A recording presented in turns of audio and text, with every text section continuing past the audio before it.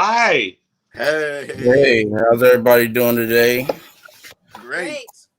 Very well. Very Good. well. Good. I just want to say one quick thing, Phil. I resent the beauty of Craig and Darleta's headshots. Do you know how long it took me to find the third one? He was searching for that one because he's not that thin anymore, and I'm not that young. The sheer beauty of those three pictures. I was getting angry. I was like, "Where's my beautiful?" I could have. It took forever for me to find that one. Yeah, no, I know you did a great job with the pictures. I just had to get that off my chest before we started because they were so good. I was like, Craig's was really good. I was like, that's a great headshot. That's like I love that. And then Darleta's was better. I'm like, oh my God, supermodel. Usually, and then they were together in another great one. And I'm like, my picture, I feel like I look like garbage. No, all your pictures are cray pictures, and it That's took me true. forever for me to get to that one. That's true. Yeah, I know that I take cray pictures. I completely accept that. Yes. You know what's hilarious is that's the same picture I'm sending into the DMV to renew my license, and I won't take no for an answer. Yeah, don't. Which one? Don't you dare. The one with both of us on it, or JP? That last picture was indeed me a while back, but whichever one looks really good at the DMV. Let me tell you, Phil, I'm not gonna lie. Every time at the DMV, they make you try to do that straight on shot, and I always kind of lean to the side. Yeah, you had. It took 30 minutes for my picture until she just gave up. Was like, just let him lean. You had the profile. You had the lean. It's like no smoldering, sir. We need you stoic and scary. I was like, this is fantastic. How do I get a picture like that? That's hilarious. So we are joined by a lot of special people. Actually, my guest co-host for today is Jonathan Pope Evans, a professor from Los Angeles Southwest College Theater Department. And our guest for today is Pastor and First Lady Craig Mitchell-Sherman. And so today we'll be showing two different productions. The first one is George Floyd, which was put together actually by everybody here. And then also we'll be doing the Black American Twilight Zone, which was put together by Pastor and First Lady Youth Department at St. John's Freedom Church of Los Angeles. So we're going to get into it and start with George Floyd first. And then after that, I have a real small tribute for George Floyd and Breonna Taylor. And then we'll go into Pastor's production. Okay. Fabulous.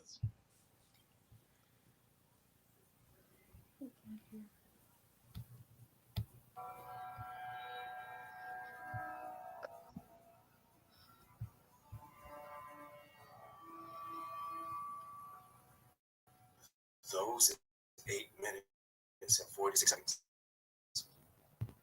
felt like 8 years. I didn't breathe. Please, anybody. Let me see. Get up, get in the car, man.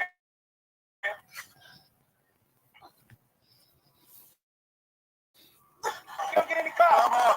Get up, get in the car, right. I can't.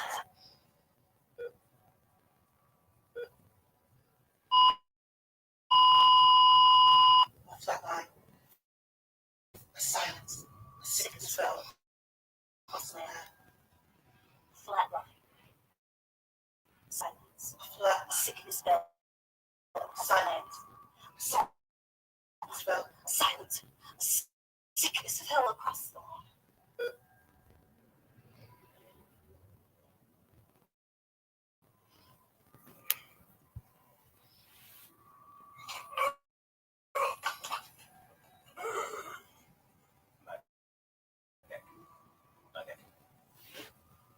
Trying to kill me, man. Mama.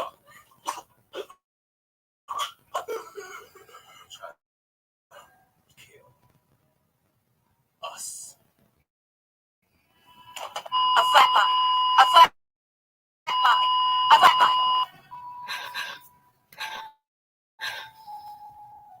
COVID-19, the sickness that put the world to sleep. And then one horrific murder set the world on fire again. But what is the American sickness that we suffer from? Come on.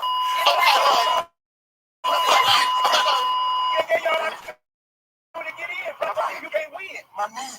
You can't win, man. I'm through. I know you're in that. What's up, y'all? This is your buddy Floyd. They also call me Perry. I'm your holler. Hey, what's up out there inside the land? I hope y'all are safe.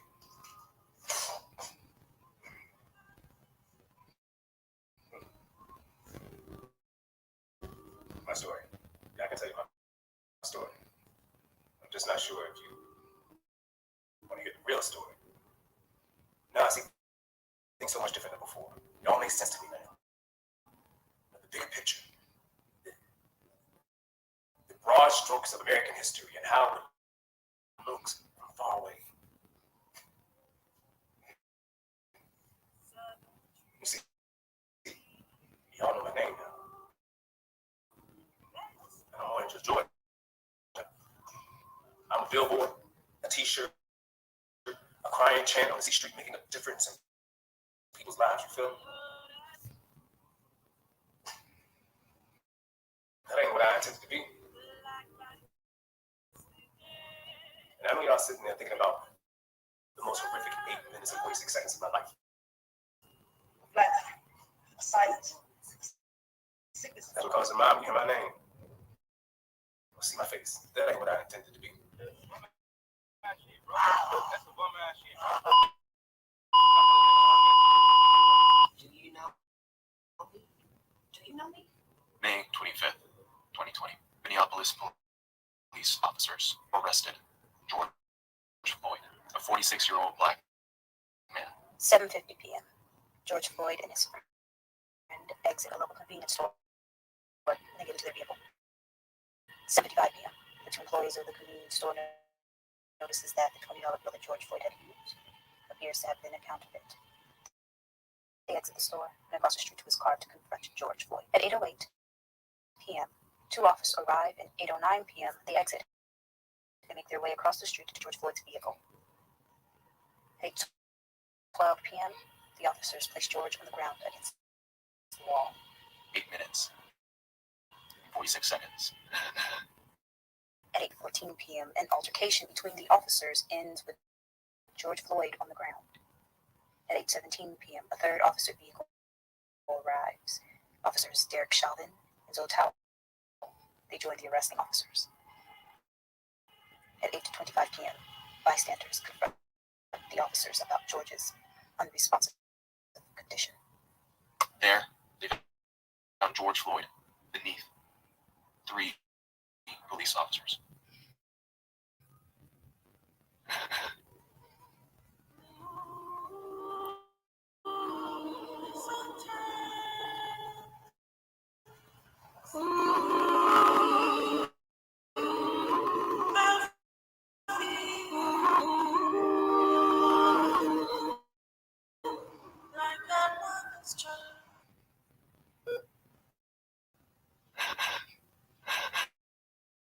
No, I know I got my shoulders. I want to get that clear. I ain't better than nobody else, but police, man, all these shootings is going on. For the love of God, police, y'all have to put those guns down. That ain't what it is. I'm not the dude that man tried to make me out to be that day when they called the cops on me for that counterfeit bill. Whether that bill was counterfeit or not, that ain't why I'm here to talk to y'all. I got to tell you, my story goes way back. Honestly, before I was even born. I represent all those little black boys and black girls that ain't got no chance. Because they was given no chance. I was just this big old dude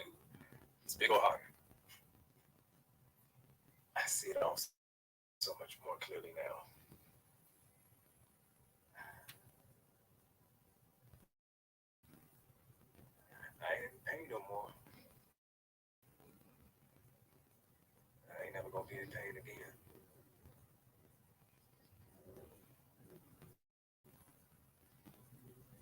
Is my breath such a threat that you want to snap my neck? Why don't you want me to breathe? I probably never had a true shot at making it in this world the same way a lot of other people may have had it. So let's go back and take a look at the past generations of my family. Hillary Thomas Stewart, my great grandfather, he was born a slave. He did not become a free man and get his free papers until the ripe old age of 8 years old. He had a hard life, I'm telling you.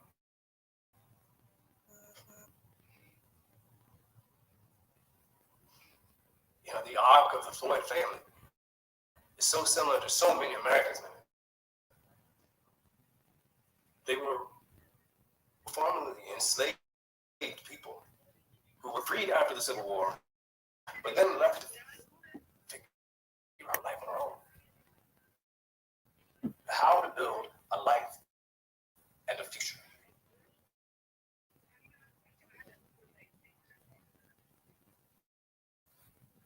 I think I did pretty good for my time. And nothing like owning land. Yeah, boy.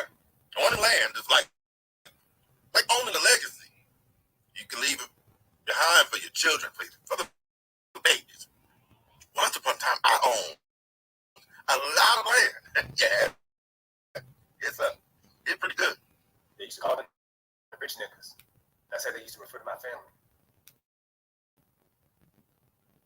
But then the land was stolen from them, just like so many old African American families living in the Jim Crow South. White men in North Carolina took what they wanted.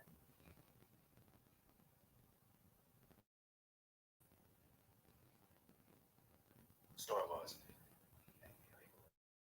he was illiterate. He couldn't read and write. And through deception and fraud, white officials, taxes, and things, and he didn't have a chance. He did not have a chance. Bro, I'll explain something to you. If my great-great-grandfather had his land stolen because he wasn't allowed to read and write, and then my great-grandfather ended up poor as well because of it, and then everyone else down the line afterwards, what type of situation do you think I'm going to be in? But it's my chance. Yo, we were affected generations before we were even born. Look, I'm here to let y'all know that what we've been doing all this time is wrong. And in order for the world to be right, things got to change. You feel me? So check this out. In 1977, my mother moved my siblings and I to Houston, Texas. She wanted to put the tobacco fields behind her. When she arrived in Houston, the most accessible place for a poor woman with 3 children to find housing was the community homes. That was public housing used to back then. You see, my belief is that through everything my family went through before my time and before my siblings' time, they found a way to be good people. And I believe it starts and ends with that. Them being the wonderful people that they are.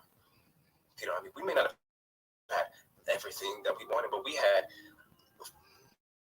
clothes on our back, food in our stomachs, a roof over our head.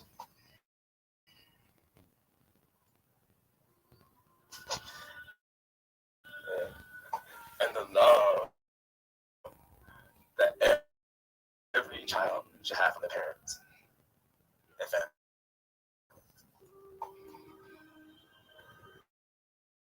See, what some people don't understand is that just being there for someone can take the place of a whole lot of things.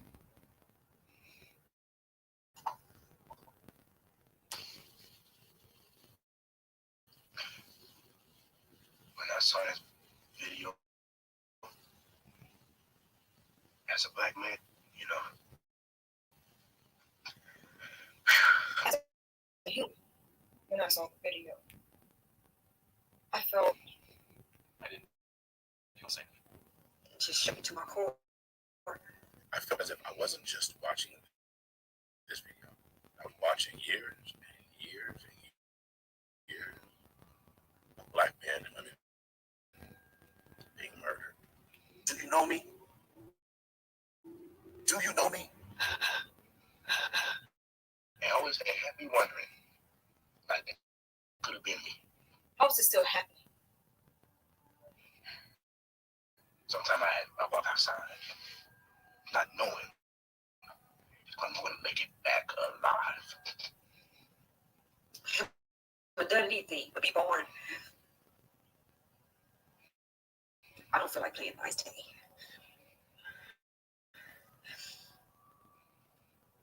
For a second, I understood why people wanted to burn things down. Mama! You see, some folk was given this advice long before they was even born. They was cast in this here movie before they even knew it was a movie. It's just the way America is painted, like a strange, flawed Monet, all blurry when you stand up close. But when you stand far away, when you fly high above it,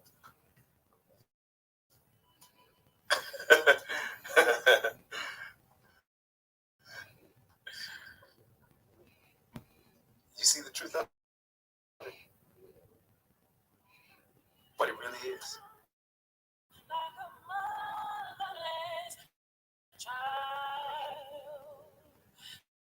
Those 8 minutes and 46 seconds felt like 8 years. As I just felt my life just leaving my life. Silence. Until I just gave up, stopped breathing. I remember thinking to myself, fuck! I can't be dying today. Fuck! Am I gonna die?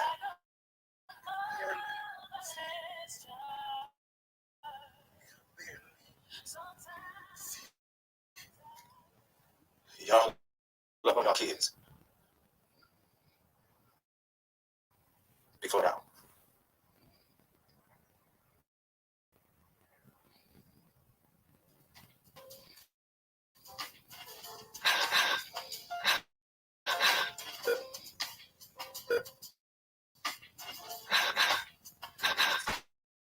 We will not be silent anymore. We will stand for the fallen men and women. Silence. I know you're out there, and I know that you are watching on your screens. Let's do something together. Take somebody's hand that you're sitting next to right now. Go ahead. Now, what we're going to do is stand up for George Floyd. Come on, stand.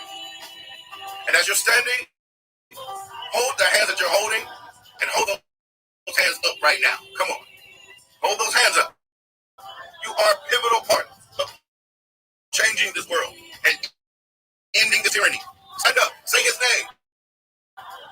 Say who it is. Say George Floyd.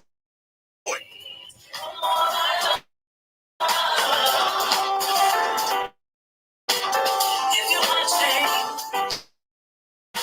yes, they say, you gotta believe.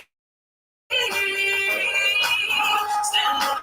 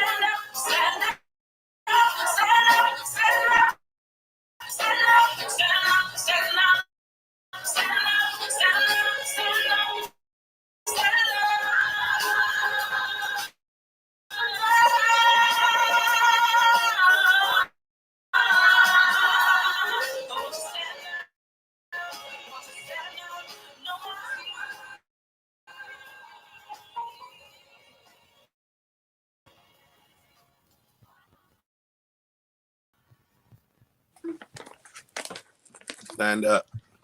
That was great. Really good. Good to see it again Really after good. a while, you know. Right. It's good to see it again.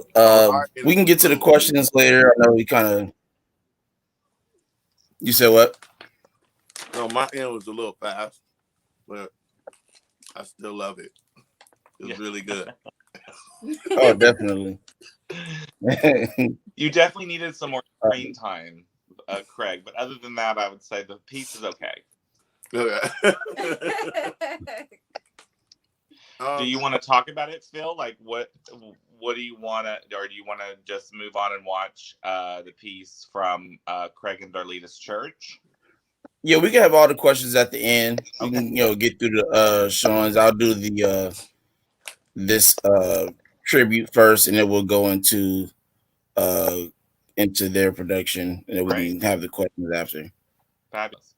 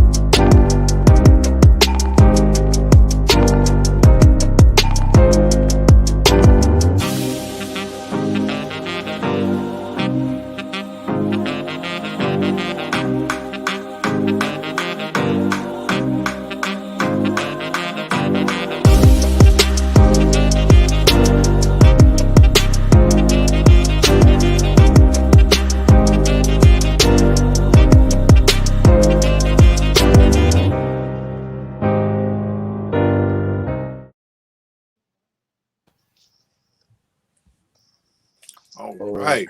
That was good. Powerful, Great. man. That was a Yeah, that was powerful great, tribute. Phil. Thank you. I like that. You know what's interesting is that, it's been almost a year for Breonna Taylor. The year yesterday. It has been a year. And for George Floyd, it's been almost a year, hasn't it? Right. Almost. Yeah. Yeah. And to think that so the world exploded in a matter of like 3 months, 2 months, the world just exploded and changed. Right. That fast. Which is, which is good, but boy, yeah, it's such a crazy thing to look back on the year and think about everything that we went through in 1 year. It was like, I think our last class was like the first week of March, and then Breonna Taylor happened right after that, and then George Floyd happened right after that, and then we're trapped inside for a whole year. I mean, it's pretty intense when you think back on the past year. Right. I was just crying over Kobe. The next thing you know, yeah, I remember that day. Yeah, that was intense, and that was a hectic day for us. What was about to come, after that. I remember that day of Kobe Bryant's death, and little did we know that the next year was going to be full of a lot of horrible things. The whole year. It was the same year. It was the following month. It's like when everything shut down. It's like, oh, you think that's something, right? Where do you get a load of this? Yeah, like what? I also, we can talk about this maybe after we see the next piece, but Breonna Taylor, I guess I just didn't stop and think about how young she really was. When I see those pictures and I think about her being 27 years old, she's such a baby, you know. I wasn't even out of school yet. I wasn't even out of graduate school yet at 27. And I think about, you know, how young and how innocent she was. And, you know, what I think is so scary about what's happening right now is the news has already kind of moved on. You know, Right. we're not saying their names really right now, you know. We aren't continuing. At least I haven't seen a lot of, maybe some vigils and some remembrances, but not a lot, you know. And that's the sad thing and the scary thing to me is that we can move on. You know, people just move on for some reason, and they just put that out of their mind. On to the next fad. Like it's real life. It's people's lives. These lives were lost. They mean something. They meant something. You know, and it's just like, you know, oh, that's up on my, you know, social media platform. So now it's on to the next thing. Right, on to the next thing.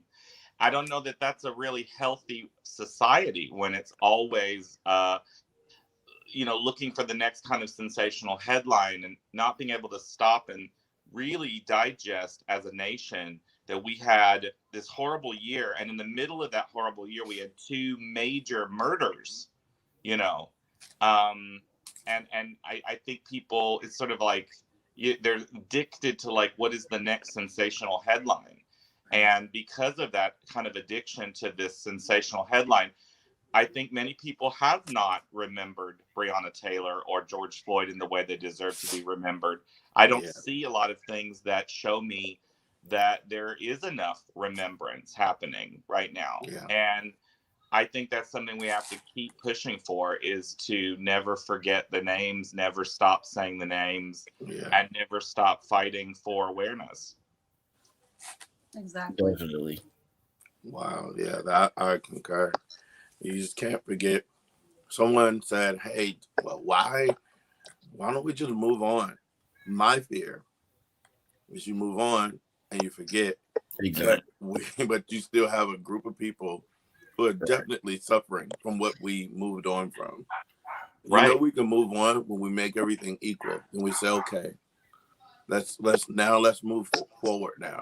I mean, we still do forward progress, but I mean, moving on is easier when you're winning.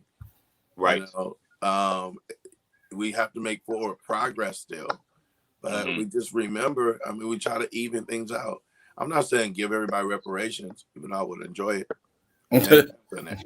But I am saying, like, you know, I made an analogy. But you know, I mean, we could have I think a talk about reparations. I mean, I think there are reparations that would be perfectly appropriate. Like, you know, maybe people are kind of against a huge monetary reparation, although I would be for that. But maybe there's land reparations, or there's reparations that have to do with people's careers. Some people are given free tuition to like a certain college that they want to go to. I mean, those are reparations that I don't think would. I don't think that would, you know, kill the economy or whatever people are afraid of with reparations. I think there are ways to talk about reparations that are perfectly logical and I think would be perfectly appropriate. But, you know, everybody's very scared to kind of go down that road because I think it admits blame. You know, it brings up a lot of what I call white shame. You know, I think a lot of white people know that there are these sins of the past, and they don't want to talk about it because it brings up uncomfortable feelings in them. And so there's kind of that going on, which I call the white shame problem. And then are there people just afraid, like the whole economy is going to fall apart. But, you know, we find trillions of dollars to fight wars that we don't need to be in. Why can't we find trillions of dollars to invest in African-American growth? You know, I don't always buy a lot of the reasons reparations seem so out of reach. I think there are things that we could do reparation-wise that would be perfectly appropriate. You can release a stimulus check. You can release reparations. Definitely. That happened just like that. Yeah, absolutely. You know, there's a way, you know. But again, I think the big problem, maybe what we're talking about here on a bigger scale, is there's half the country not willing to have the conversation. And then there's half the country that is willing, I think, to have the conversation.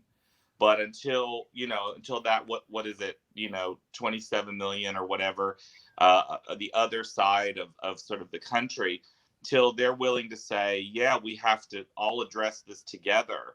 And the only way we move forward is together, and addressing the problems of the past help us come together. I think until we have more of a consensus and we're not so divided, I don't know that conversation is going to happen. And that's the real sad part. There have been improvements in our world, but not enough. We're not done. And that other half, I think, of the country that doesn't want to have that conversation, we got to find a way to maybe, I guess, bring some more over. I'm not sure what the answer is, really. Yeah, I think there isn't just one answer. Yeah, and it does have to be a collaborative effort, or it won't work. Right. And I think as long as there's like half the country saying, move on, why do you have to keep talking about this?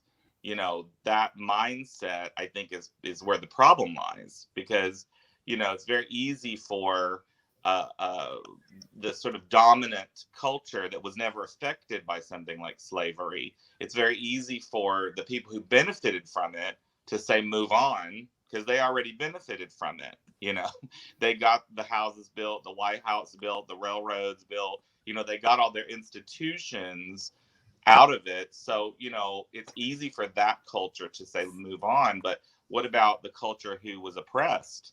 And how do you remedy that in what's supposed to be the leader of the modern world? We're supposed to be the leaders of the modern world, and yet we can't even address something like the genocide and the enslavement of African Americans. We can't even, as a group, a full body group, say that out loud. People won't admit that, and I think that's where the ongoing problem is going to be. Half the country pretends there's not a problem. Half the country is ready to really face it and do something about it. I think it goes back to, there's a group of people who were removed from their land. There's a group of people who were here before America Vespucci or Columbus got here. And then there were a group of people who was hated by the world, brought over here and said, build this whole place up and we won't pay you for it. So it's not like we're saying, hey, this is our land. Everybody's an immigrant here. We all came over here and got into, we're on someone else's land. Not only are right not being paid for, but they're not really, considered citizens. So they weren't considered citizens. And my point is, just reparations is saying, just pay me what is owed, because that 40 acres and a mule was never given.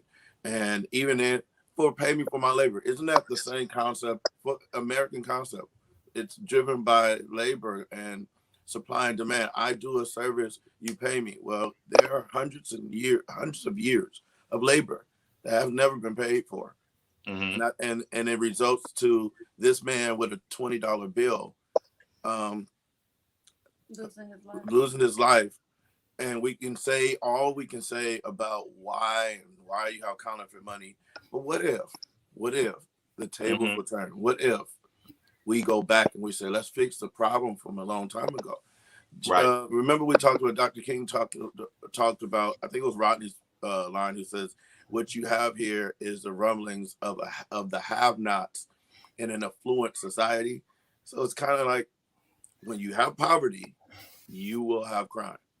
Right. And I'm not saying we justify crime or not. We don't know what the situation was regarding his, whether he was innocent or not. But we know this, obviously he didn't have enough, or something went wrong with money. But if you don't have a problem with money, we will never be at this place. Right. It starts way further back. And, I show the piece a lot I purposely show the piece a lot to white people. I want a lot of white people to watch the projects that we always do together. And my mom has seen all the projects. And when she saw this one, she said, what broke my heart is that even if it was a counterfeit bill, why would someone have to kill that man? You know, Why did he have to Right. lose his life? what she just didn't understand. Like she hadn't really thought about that, you know, and I guess stopped and really thought about the issue. And then when she saw the piece, that was her reaction, you know, which is, why would someone deserve to die even if they had a counterfeit bill or they tried to steal something? You know, even if that was true, which we don't even know, but even if it was true, why was that, you know, why did that result in his death? And we had a long talk about, you know, a lot of the subjects we talk about as a group, which is the history of criminalizing Black men and how that's gone on for hundreds of years, and how that's ingrained in many people in America that, you know, Black men will be a criminal. They are criminals, and how that stereotype really has affected people's lives. It led to George Floyd losing his life. You know, it's not just a stereotype that's thrown around. It really affects people everywhere, and it's a horrible stereotype that has cost us multiple lives, you know, in our country. And I agree. Yeah, I think it was really nice that I had that talk with my mom, because she was very moved by the piece, and she, like I think probably a lot of other white people, she never stopped and really examined it from George Floyd's perspective. And when she stopped as a white person and started to really think about him as a father, as a son, as a brother, saw his family history, thought about, you know, what this whole situation was like, she was like, I'm so horrified. I'm so horrified because I just don't understand it. It's horrific to me that someone, whatever they did, you know, would be murdered like that in broad daylight. What kind of world do we live in where that would occur? And I guess my surprise a year later is there isn't more outrage. You know, Derek Chauvin is coming up for the trial. And they actually did just, at first they said he would not be tried for third degree murder. But now they're actually going to try him also for third degree murder. I think second and third degree murder both, which I think is a step forward, because it shows intent to harm multiple people there. And I think second degree murder, again, I'm not a lawyer or whatever, but I think it's more of a second degree murder would be not intentional.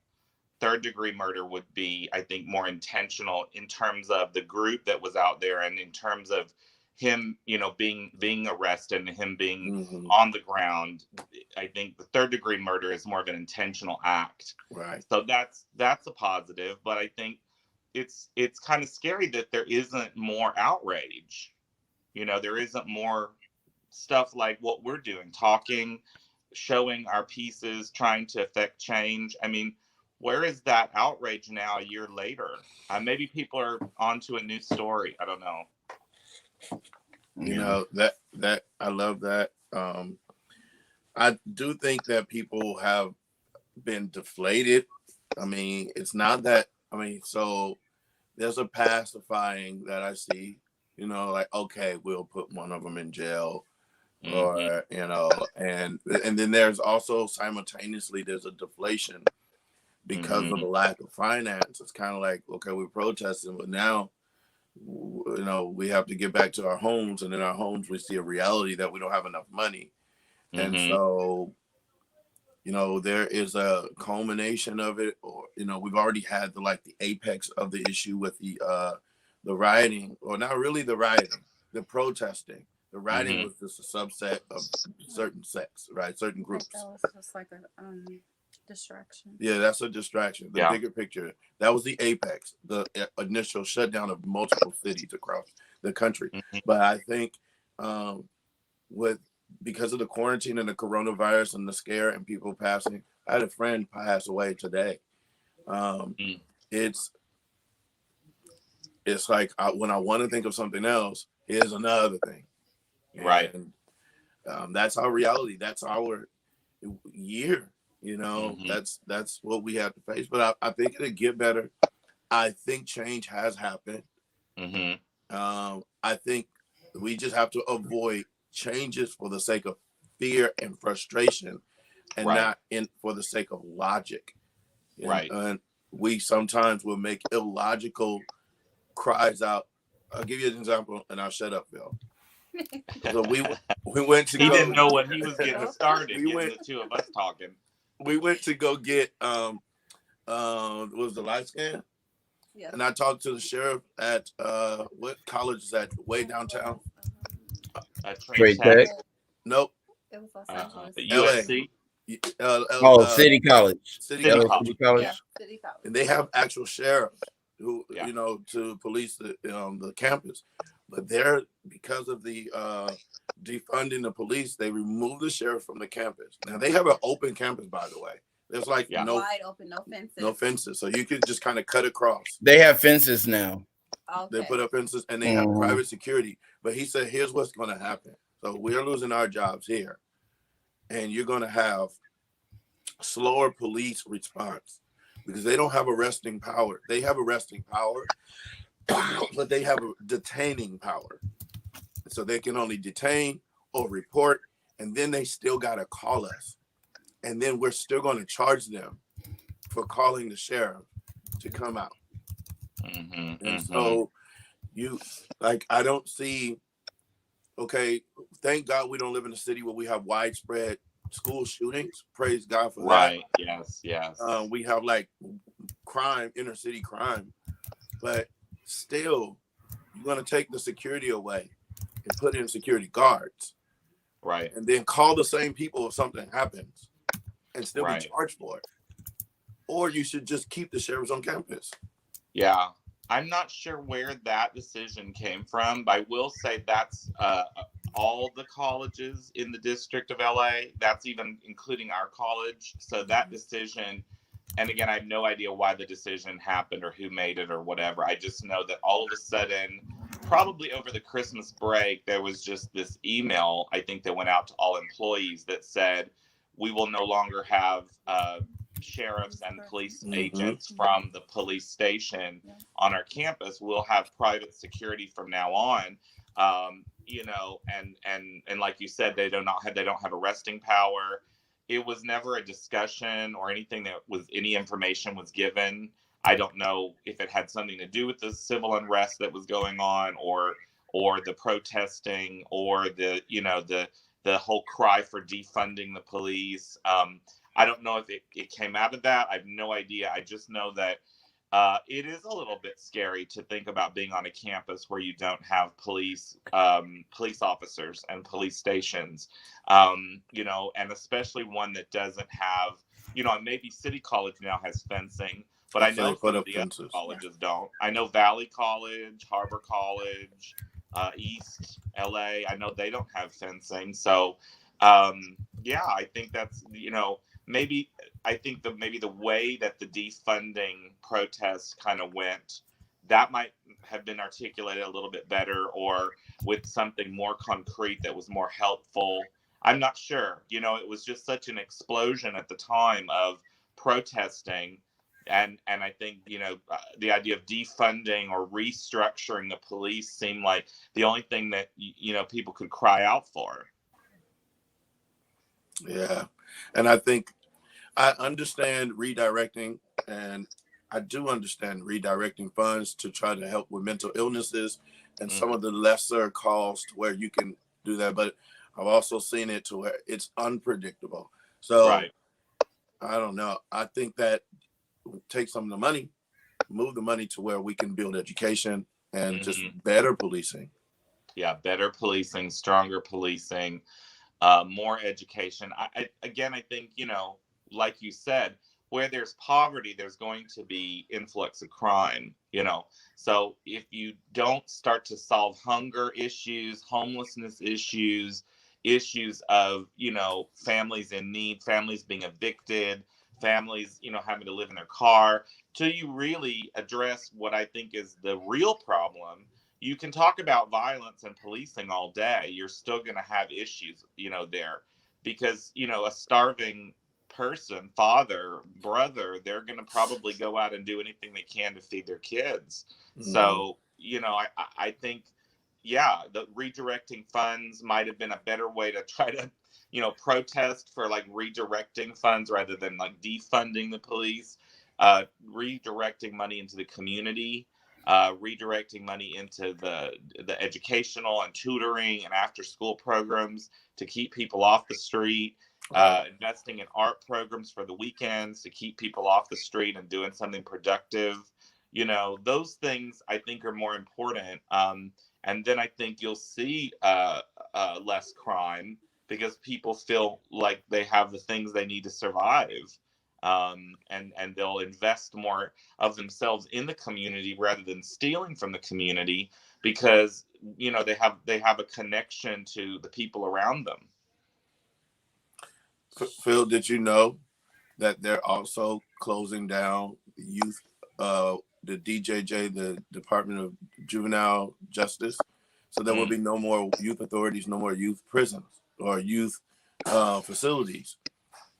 So if a young person does something heinous, I mean, I guess barring in July 2021, they would no longer accept young people in there. Maybe if they do something really super crazy, but outside of that, they're not accepting anymore. They're trying to figure out a new way to send the kids to prison, which connects me to like, is this like a knee-jerk reaction or is this what we needed? And what systems are you going to put into place? Right. Or are they just, if your kids commit a crime, and this is what someone said to me who actually works in that department, in that realm. So if the kids commit a crime, they go back home. And then what? That was my first thought as well. Because where do you send them? That's a controversial issue. I mean, on the one hand, people are saying, ankle bracelets and going back into the community is a better solution than locking someone up in a 4x6 cell or whatever. True. So maybe that is a better solution, but then I think there's people on the other side that are like, well, do you want someone living down the street from you that may or may not have burned a building down? I mean, I don't know. I don't know. That's a tough one. What do you do with people who break the law if you're trying to reform a society? They're looking into classes on both sides. I don't know if locking people up works very well at all in general. Like, I don't know if I even believe in that, but I think you have to have some way of rehabilitating people when they make mistakes and they do things that are not lawful. So then the rehab should start like young. We should intercept young before they get to that place. Well, I feel like if they had more of an outlet in the community, like the Freedom Church Theater, they will have something to take all of that built up anxiety, anger, depression, or whatever it is that they have inside of them and have somewhere to let it out. Then they'll be better. Just not as a person only, but in the community. But I feel like they're disbanding these facilities because they want to try them as adults or kill them. Well, and also some of these facilities, like they contributed to the perpetuated gang violence. Some of them were full of gangs anyway, and just all kind of madness. And so they were like, let's shut them down. I just feel like don't just shut them down and just have no net, have nowhere else to put people, no constructive plan. So I guess we'll wait to see that. But you're right. Our theater and even LAFC theater with UJP, and we've been, all three of us, four of us, we've all been working. I mean, we've had all kinds of people come through the theater department of various walks of life. And one cool thing is that we've all accepted everyone, be you, but come in and try to use this as an opportunity to take that frustration from wherever you come from and use it on stage. Yeah. Right. And I think we've done a really good job over the past 5 years of giving people that would normally never have that opportunity, giving them an opportunity to express themselves. And I'll give you a great example of someone I think we probably literally saved him from all kinds of bad stuff. Would have been Floyd, If you remember when we first started working together, all of us, I just walked out and saw Floyd climbing a building. He was going to dance up on that building. I did. I just walked out and I was like, that kid's climbing the building. And I figured out he liked to dance on top of the building. Yeah. So I would wait out there, and when he would try to climb it, I would just jump out, and I'd be like, "You're not climbing that building. You're going inside here, and you're going to learn how to act." And it scared him, but he did it. He went in, and he, you know, he was such a strong player in the group. Yeah. And I think that kept him from a lot of bad stuff those years that he was in the group. And, you know, I think a lot of people, you know, really, really use that as an outlet. Angela and JJ, you know, when she was in it, I think she was a great member. I think someone like Daniel even found a voice and a way to deal with his emotions in a way he would not have found otherwise. I think, you know, almost everybody, you know, even someone like Ernesto says that it saved his life. It taught him so many things about his creativity and about his life and his experience. I feel good about that. I think we should all feel really good about what we've done. Well, Craig, you want to introduce your production? Yay, yes. All right. So this piece is written and produced and directed by myself, but it's a collaborative effort because, you know, I learned from you, JP. We take like everybody else's ideas as well, and we put it together. It's all young people. No one in there is over. The oldest guy is like 19, right? 18. Awesome. But it's like it's 3 like adults. They're like 21 and younger, but everyone else, kids, all the way down to 8. But she was 6 when we shot it. Love it. Oh my God. So that's amazing. So yes. So we take our young people and we say, let's use your talents. We've been doing it in the inner city in South Central for a very long time. And we were doing it for free. We were opening the kind of a very long time. She don't want to show her age. But she's trying to protect the headshot she put up there. Right. The headshot, she's 23. She's like, I am going to protect that headshot. You're not taking that away. But I think it helped us. And we had kids from off the street will come in and they would just want to be a part of our theater program. And I thought it was very therapeutic. And it was my goal to get into dramatic therapy, especially connecting with JP and some of the other great professors that come right before you. I've gleaned something from them. And so JP, you know, of course, you know, Ms. Goldberg, you know, I'm gonna get a shirt with her name on it. And but my wife, she's never met Ms. Goldberg. Yes. Okay, so you see, she's awesome. And then come out, she give us you, and it's like, well, now we gotta put JP name on the shirt. And we learned so much from you guys. You do. And You have to make a t-shirt. Say it again. I said you do have to make a t-shirt now. Yes, right. Because we learned so much, and we're able to take it back into the neighborhood.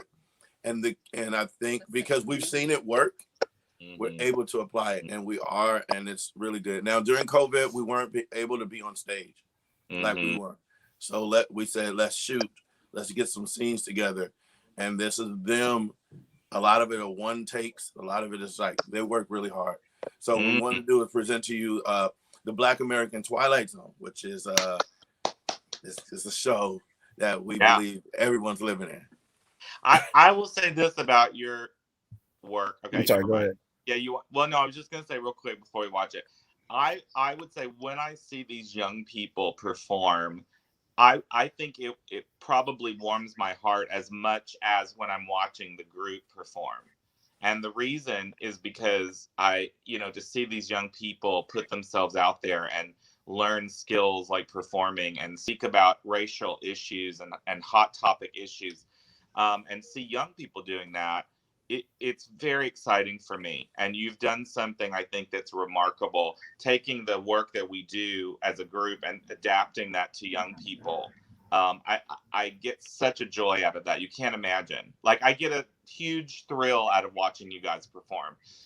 But when I see the young people, it's literally like my whole heart just kind of grows because it's amazing what you do with them. Yeah, we get joy from it too. And now, we can't look at shows the same way anymore. Right. We look at shows from like through the JP lens, and we're like, no, you're like, no, right. I do that. I do it too. You're not using it. You're not right. You're like, no, stop, no. I think me and Darleta say use it at least like twice a week. Yeah. So use it. Just use it. Yeah. Okay. All right, we're ready. We're gonna play it. Great.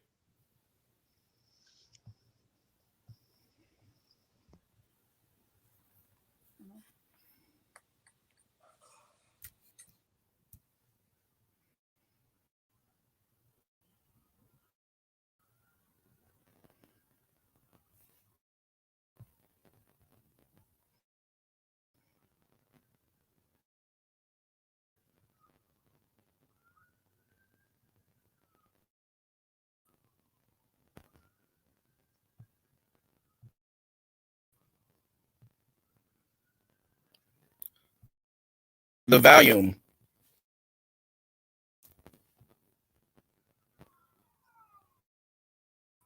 Can you hear?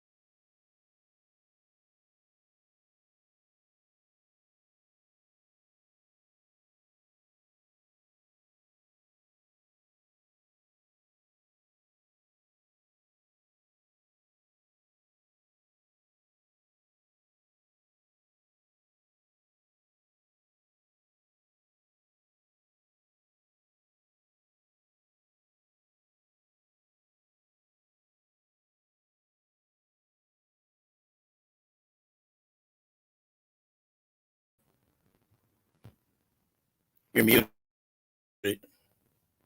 All right, we were just trying to get the sound right, so we got it. Well, let me.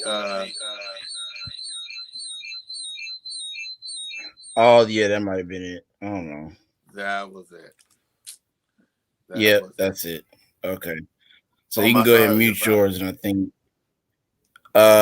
I'll do it. And It was then your just fault? you can restart from the beginning. I don't know about that, but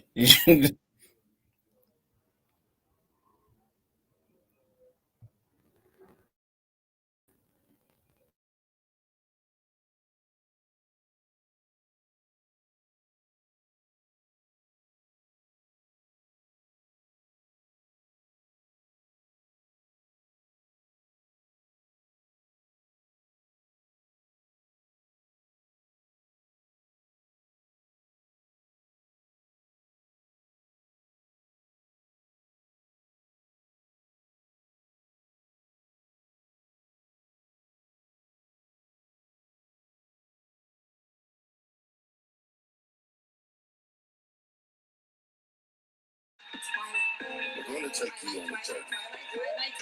We're going to fight down in our reality. And next stop, the Black American Twilight.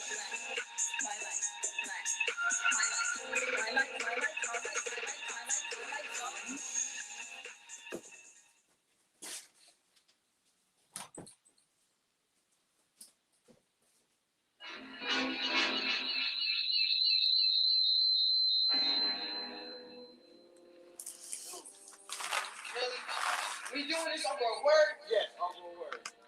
But why you gotta be Mike? Why you gotta be our friend? Your friend, not mine. He been saying that. Y'all should have been stopped him from saying that. I don't know why y'all let it go on. Well, he's supposed to be our boy. We've been kicking it for this. Your boy. Stop saying my boy. He's not my boy.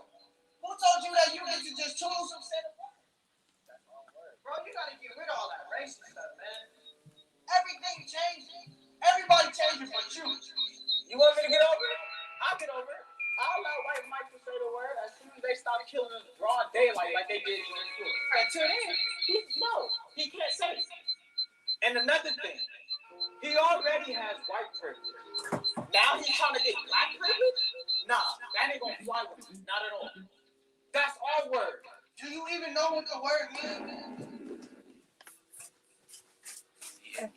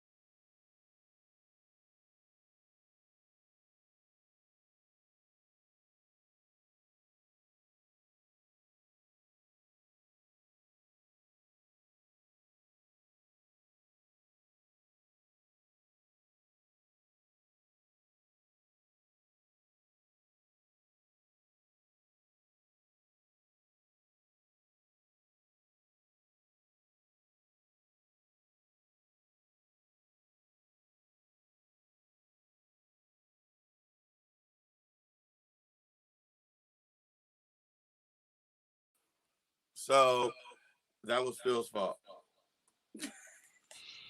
Was that Phil? I'm very, very, very on the fence, but I'm thinking that was Phil's fault. So yeah, okay. In fixing it, that was Phil's fault. You see? Was that Phil? No. I'm very, very, very on the fence, but I'm thinking I'm Phil. Okay, here we go. Now I think I fixed part of the issue. Okay. Partly is because there was an echo, as we all know. I did like the changes you made though from when you showed it to me before. I noticed I just want to finish my popcorn. Yeah. So you like the changes? I did, especially the surreal cartoon character section. That was way stronger to me. Wow. Okay. And way creepier, way more strange in a good way, you know. I thought that was cool. Very cool. Okay. I love it. Thank you so much. I was worried about that being Phil put the camera back on. Too creepy. Yeah, thanks, Phil, for showing us while we danced our heart out. Yeah. That was behind the scenes. This is behind the scenes. They're back there grooving. Behind the scenes. And then all of a sudden the show messes up, and it was probably because of my dancing. While we're waiting, I thought I would just show you guys, because I use my iPad now for all my Zooming. This is my chameleon, which is, I lovingly called him Jerry. Oh, that's really Can cool. you see Jerry in here? Do you guys see when I turn it like that? Yes, I do. I see him there. Oh, he's okay. so little. Yeah, he's very strange. He doesn't like to be like watched. He gets real upset. He crawls up in bushes and stuff. And according to his mood, he literally does change color completely. When he's real mad, he turns almost like black. And then when he's really happy, he turns like a super bright green. And sometimes when he's hungry, he even turns almost like red to give you like a signal, like, feed me.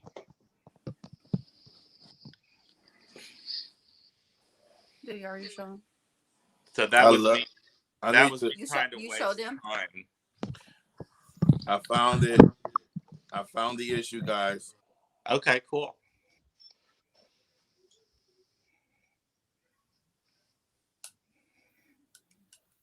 I found the issue, you know. Yeah. I'm something like a genius sometimes. Are you going to go back again? You want to start over? Yeah. I'm just glad you recognize your own genius. That's the best part of that. It's only once a month. Yeah. All right. Are we That's from good. the top, or you want to keep Let's going? do it from the top. Oh, no, we can start from the top. That's fine. All right. We good. We're ready to roll.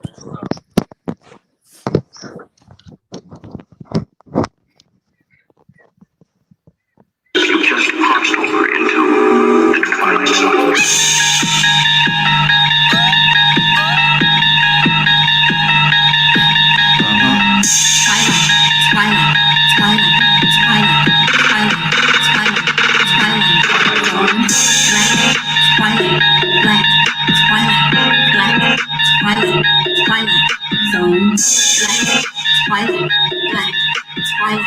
We're going to take you on a journey. One of sight, sound, and our reality. Our next stop, the Black American Twilight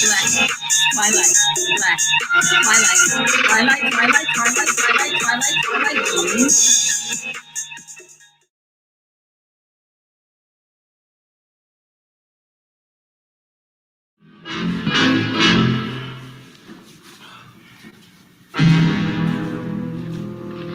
Dude, really? We doing this over a word? Yes, over a word. But why it gotta be Mike? Why it gotta be our friend? Your friend, not mine. He been saying that. Y'all should have been stopped him from saying that. I don't know why y'all let it go on. Well, he's supposed to be our boy. We've been kicking it for the Your boy! Stop saying my boy. He's not my boy. Who told you that you get to just choose who said a word? That's our word. Bro, you gotta get rid of all that racist stuff, man. Everything changing. Everybody changing but you. You want me to get over it? I'll get over it. I'll allow White Mike to say the word as soon as they stop killing us broad daylight like they did George Floyd. Until then, he can't say it. And another thing, he already has white privilege. Now he's trying to get black privilege? Nah, that ain't gonna fly with me. Not at all. That's our word. Do you even know what the word means? The N-word. One of the most explosive and offensive words in world history. Where does the N-word come from? Well, it traces back to a Spanish word. They used it to describe Africans. It means black. The Europeans added a G, and we have this word. And no matter who they used it for, it was always offensive. At the time, it was offensive to be compared to a... And it's really tied to the idea that African people aren't really human beings. We're more like animals that were to be bought and sold and literally had no rights. And that word has been around forever. Even in our nursery rhymes. The same nursery rhymes you sung as a kid. Eeny, meeny, miny, moe. It's really squeals. Let's go. Eeny, meeny, miny, moe. 5 little monkeys jumping on the bed. One fell off and bumped his head. So Mama called the doctor and the doctor said, no more monkeys jumping on the bed. I jumped aboard the telegraph and traveled down the river. Electric fluid magnified and killed 500 niggers.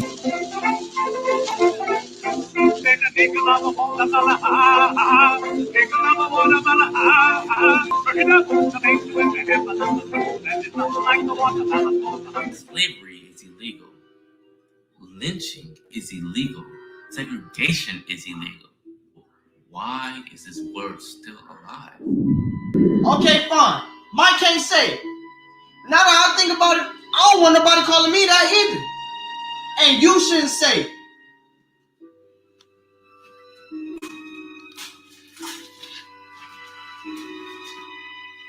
Nobody should say a thing.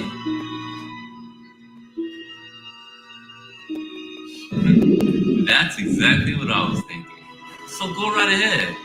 Use that word for whatever you want to use it for. It will always mean the same thing.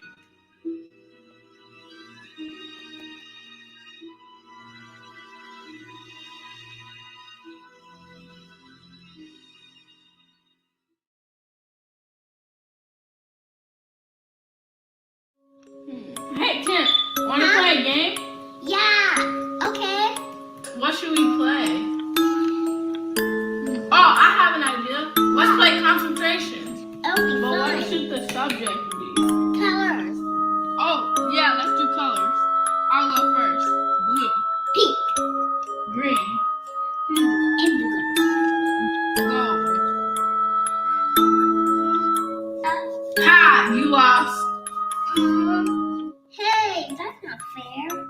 Well, let's do another subject. Yeah, okay. Well, the subject should be, oh, black people killed by the cops. Okay. You go first this time. Jonathan Sweat. William Green. Carlos Carson. Rashard Brooks. This is a sad game. I don't want to play anymore. I quit. Why? Because these are all people that got killed by the police. Well, we have to keep playing. I don't want to. We have to. Why? Because that's the game. Well, when is this game over? I guess. When they stop killing us. Now name a name. I don't want to. Say the name. Tatiana Jeffrey. George Floyd. Jonathan. Charles Roundtree. I quit. But this is real life. Real black people, unarmed, killed by the police.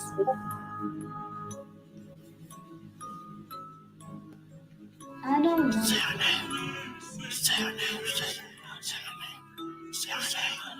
Say her name. Say her name. Say her name. Say her name. Say what? Say her name. Say my name.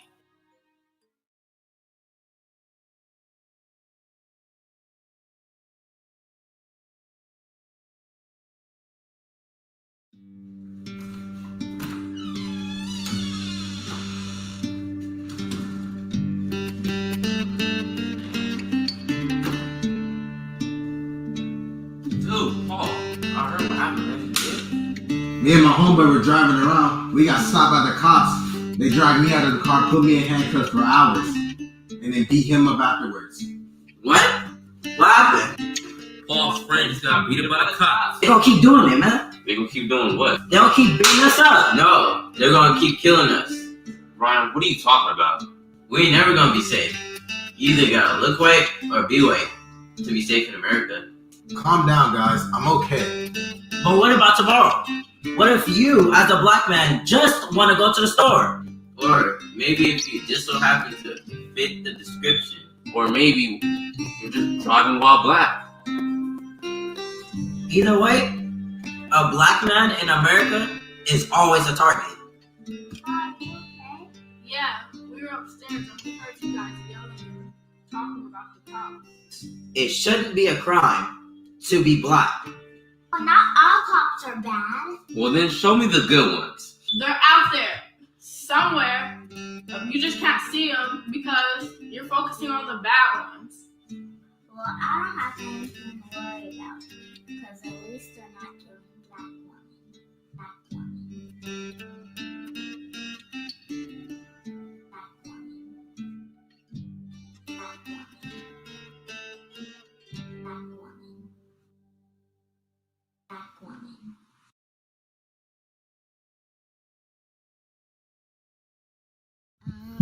I was walking home, and then it looked like the police was turning my way, so I started running. I don't know why. I just started running. I ain't do nothing. I ain't say nothing. I ain't got nothing. I didn't take nothing. I just want to go home. I didn't do nothing. I didn't say nothing. I ain't got nothing. I didn't take nothing. Where's my phone? I need to call my mama. Hello? Mama. Put it down! It's just a phone. I'm running for my life. I just wanted to go home.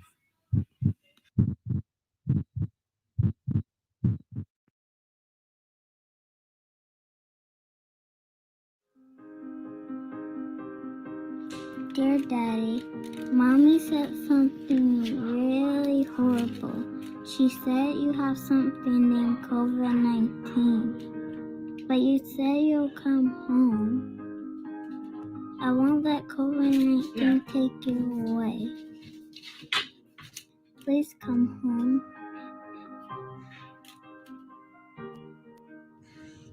Hey Dad, it's Andrew. We're all doing fine, waiting for your arrival. We're praying for you. The coronavirus, it just really tore this family apart. First Grandma and now you. I don't think we could take it. I'm trying to be a big brother. Tempest is taking it pretty rough. Mom's taking it probably the hardest though. We're just waiting for you. If you come, I hope you do.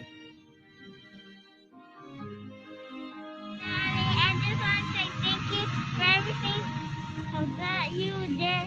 Like, you tried to get me a dog, you tried to get me all my Christmas presents, and you're an amazing daddy in the whole wide world. I wouldn't want any other daddy.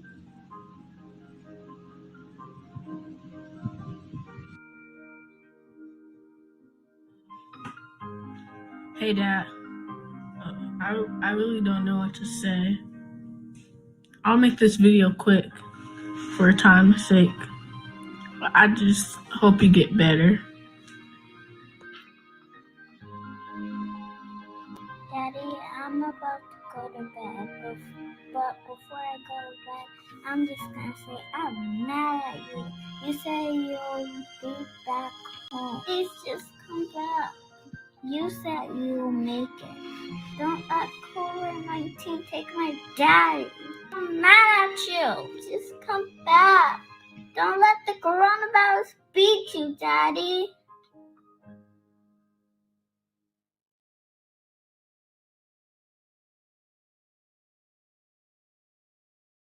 Thank you guys for trying out today. You guys did amazing. We just appreciate the opportunity.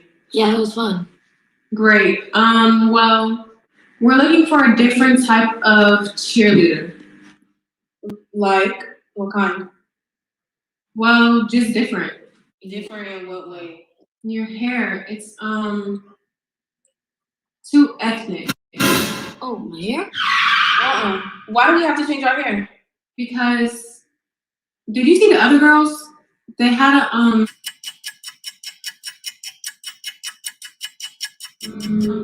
different look. What kind of look? What's disturbing about our hair that we have to change? Black on black, black, my thoughts so black, black, black, I'm black, my skin is so black, I'm rocking that black on black is black. Too urban. Urban? So you mean it's too black? You said it, I didn't. I could change my hair. No! Are you crazy? We are not changing our hair to fit in this team. All these different words that they use, too urban, too ethnic, just to call us too black. If black isn't good enough, we won't be on your team. Don't ask us. I don't mind, though. I really want to cheer. It doesn't matter. We're not giving in to this. What is this? Black has never been good enough. Well, I don't know what to tell you. If you can't look the way that we want you to look, then you can't be on our team. You guys always want black people to change, but you want to look like us too. And by the way, you are one of us. We're out of here. Wait, so we're not going to choose this team? Not this team. We'll win somewhere else. Can we talk about this? We can talk about it when you stop acting like you're not black, not black, not black. Stop acting like you're not black. Who taught you to hate the texture of your hair? Who taught you to hate the color of your skin to such extent that you bleach to get like the white man? Who taught you to hate the shape of your nose and the shape of your lips? Who taught you to hate yourself from the top of your head to the soles of your feet? Who taught you to hate your own kind? Who taught you to hate the race that you belong to? So much so that you don't want to be around each other.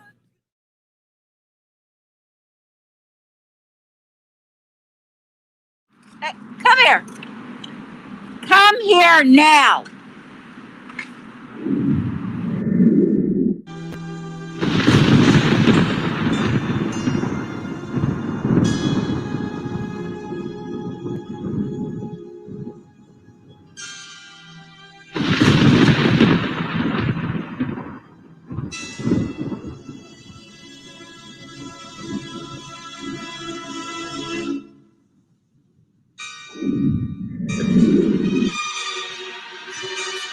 What happened to your eye?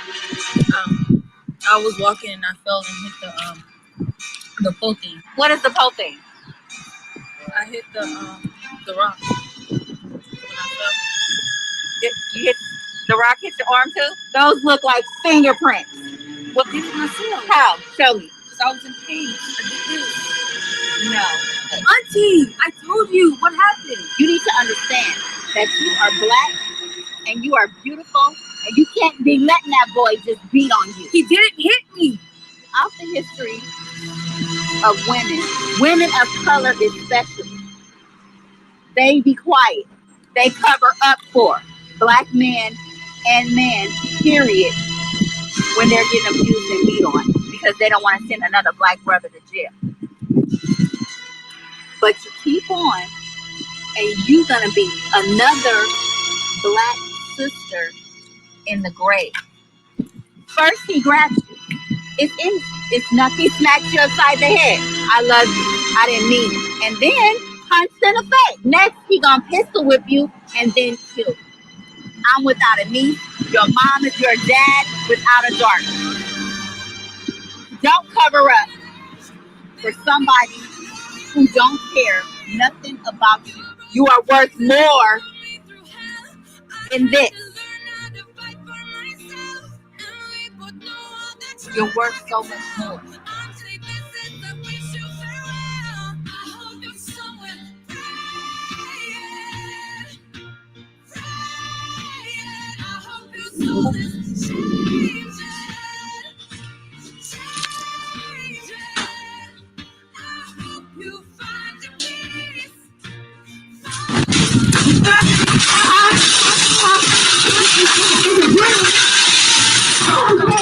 What am I doing, Chris? What am I doing?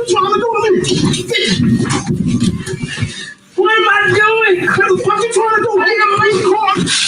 You leave me. You won't put a car in this. Believe that? Look at me. Do you believe that? I need you to believe it.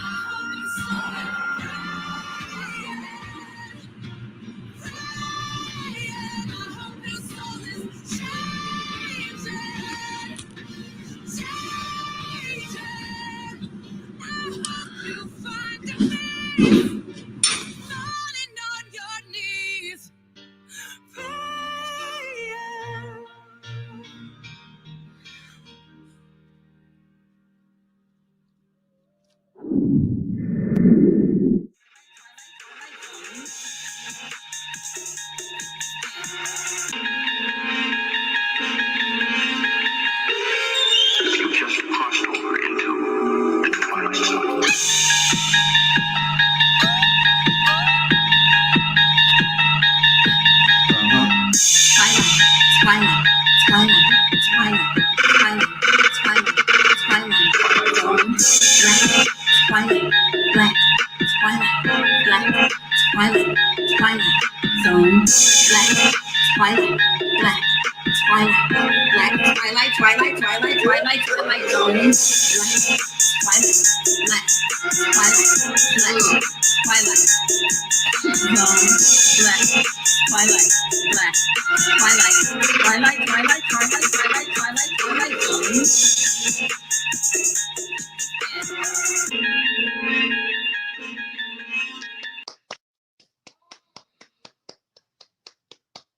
Yay! I love it. Yes. That was I haven't really seen the cool. whole thing through until this last time, so I got to see stuff I'd never seen before. Oh, really? Yeah. I saw parts of it when you did it last time on Facebook, but I don't know what happened, but I couldn't see the whole thing. And then I saw parts of it when you were editing it, but I didn't see the whole thing then. So this time I got to see the whole thing all the way through. Oh, that's cool. It's great. I love it. I love so many things about it. Like what? Well, I love my favorite part is that you did the Twilight Zone theme song, Darleta. That's probably by far my favorite thing is you being like Twilight Zone. Like all of that. By far is my favorite thing in the whole. I want that just on repeat forever in my mind. And I think the second thing I really loved about this cut was I think the young men that you used and the young women, I've already talked with you guys about the young women actresses, but I got to really watch the young men perform more this time. And I think they're very, very good. I think that all those young men you put, especially your son that did the lead role and did the black and white, inward section, that whole thing. He's very, very natural and very good. But I think all of the young men you used, all of your sons are very talented. I think that probably the strongest two scenes for me, though, are the one where they're doing the cheerleading with the girls, the cheerleading scene. They're acting I think that was my favorite one, too. Yeah. And then my second favorite one is the one that you did about abuse that Darleta was in. I was like, I loved the acting in that. I loved the commitment of both characters. I like the camera work. I like the close up on the bruised arm. I like how how committed the acting was from both the Darleta and the young woman who was being abused. And then I think what really affected me the most of the whole project was how that scene ended on that real abuse. Yes. And that poor woman in the apartment, I was like, I'd never seen that part. And so I was like, wow, like that's horrific. And just to see her face and see her broken spirit, you know, that was very, very powerful. And I think you used just enough of it so it didn't seem like it was over the top. I think if I had to watch that too much longer, I would have almost been sick to my stomach. But I think you used just enough of the real footage that I got. I was like, oh, that's the reality. That's what really happens. This woman is the reality. And I think you used just enough of that. I also loved though overall the special effects, the black and white, cutting to black and white, the way you repeat certain things, like a Twilight Zone. There'd be things like out of order and repeated. I liked how you use that all the way through. I liked how you use kind of like this very weird use of sound through the whole thing at times. It's not too much. It's just woven into the whole piece. So I'm reminded, oh yeah, this is the Twilight Zone again, right? We're back in this world of the Twilight Zone. And you were able to weave that through the whole project. And also one thing I thought was super strong was that whole section about the music and about the history of the N-word. The way that you did the fades and the surreal use of music and the banjo hoedown part kind of thrown in there and the credits, all of that was very disturbing in a good way. Yeah. It was very much like, whoa, this is very powerful. And I remember telling you guys, like, you might want to tone that down, but then you toned it up and I thought it was way better. You did like the opposite, but I think that's why I loved it. I was like, oh, this was the right decision. You know, right? They shouldn't have toned it down. They should tone it up. And so when I because watched it's real life. It's out there. It's happening. Yeah. This is what people think. This is what they're saying. This is what has been going on for generations. So it needs to be said. They're it all needs real to be shown. songs. I mean, that's one thing that got me. I'm like, these are not things made up. These are real songs that were really sung and really on the radio and really celebrated, you know. Yes. And yet they're also these racist, horrific things, right? But I think it really showed the history of like pop culture and how ingrained racism is to just everyday life. And in a way, what I loved is that, you know, you called it the Twilight Zone, but really it was, I think, more about how living in America feels like the Twilight Zone. Exactly. Like that to me, that to me was what the project really seemed to, at the end, to be about, is not like we're going to take you to another place. We're going to show you how the everyday world feels like a Twilight Zone. And to me, that was very powerful, and I got it. I totally got that journey, you know. And you were able to use those very weird Twilight Zone type things throughout all the pieces, which I thought was really nice. And then at the end, I think it was very clear that the whole piece is about how life is surreal and how life for a Black person feels like a Twilight Zone every day, you know. And there's so many aspects of that you explored. I was all in. I loved all of it, every minute. I was very engaged. I didn't feel ever like, you know, checked out or like, oh, this is too much. I'm kind of bored, or I'm my attention span is not going with this thing. I was all in the whole time, and I thought it was a great length for anybody just to sit and watch. It'd be a great length to put it on your website to really celebrate your kids and what they did. And I guess my last question, when the kids watched it, what did they think?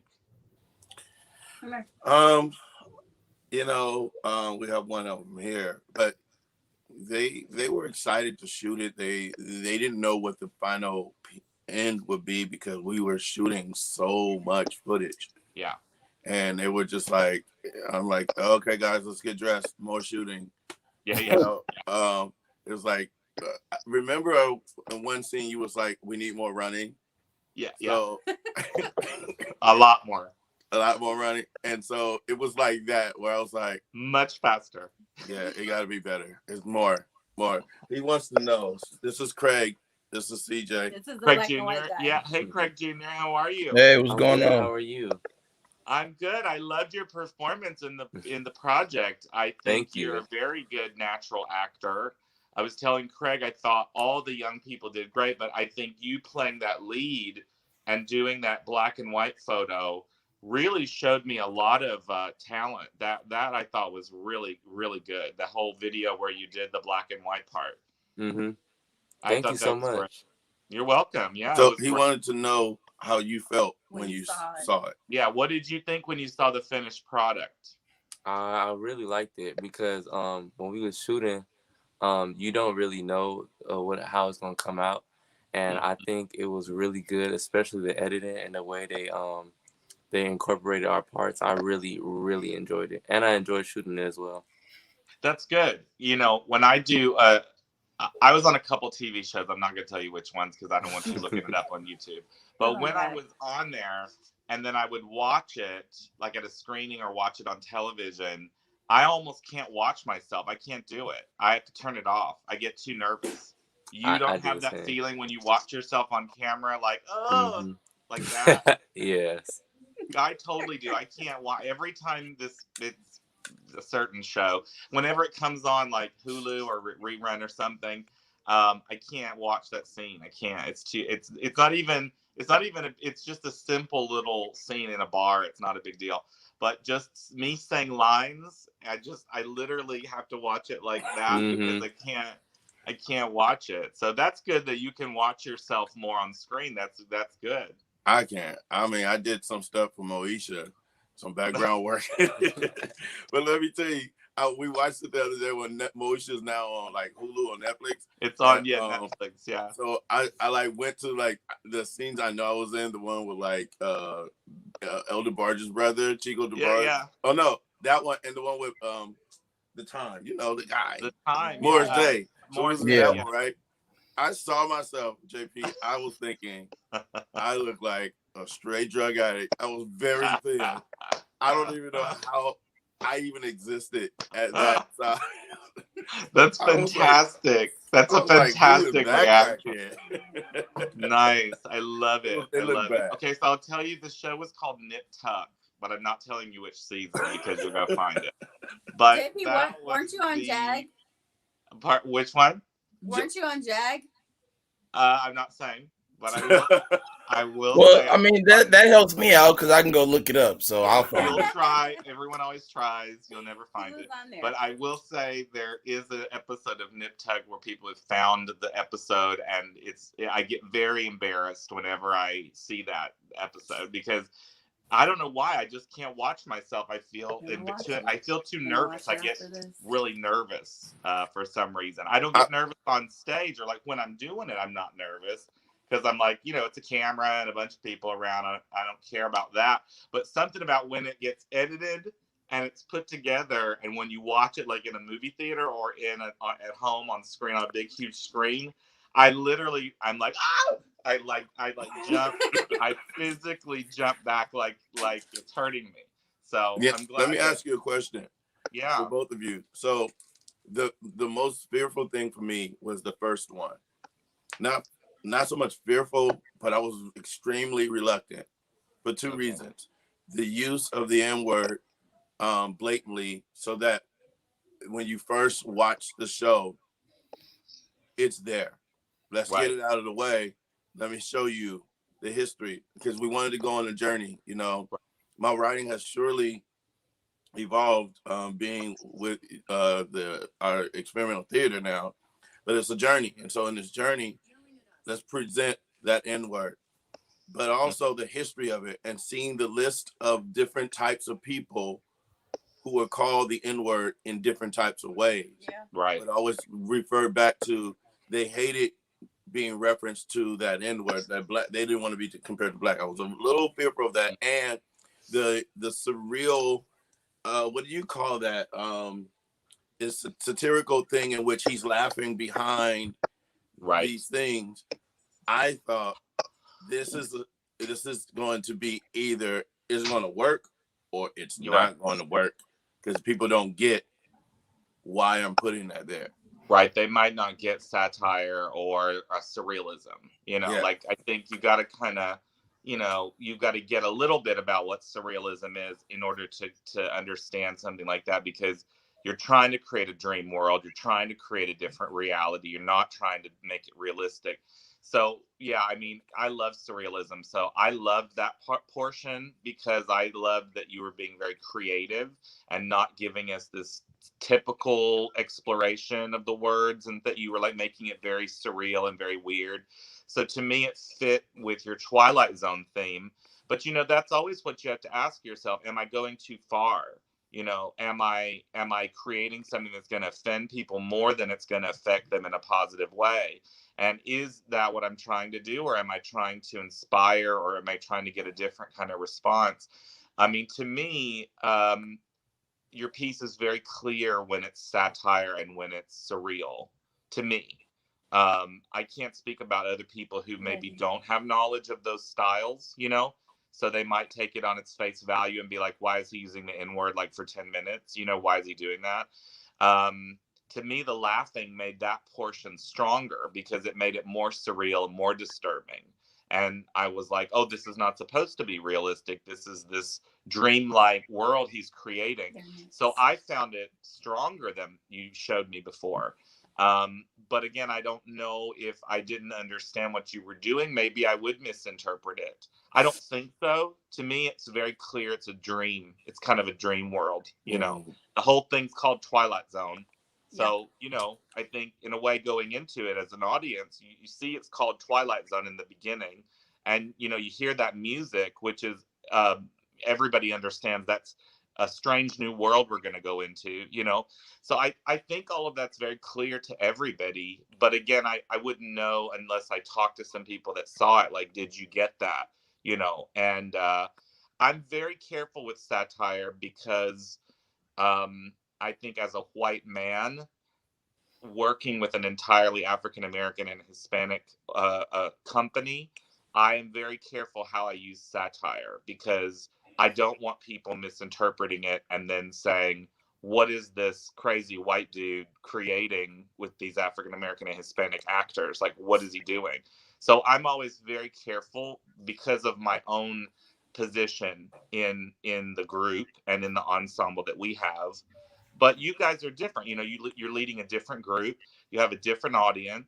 You're going for a different vibe. So, I would say I would love to hear from the audience. What did they think about it? I thought it was great. I thought it conveyed what you're trying to convey, and the style fit what you were doing very well.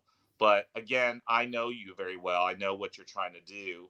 And I know about surrealism and satire and all those styles. So, yeah, I think that's the solution. What do other people, Phil, what did you think about the surrealism, the cartoon, the laughing, all the stuff Craig's bringing up now?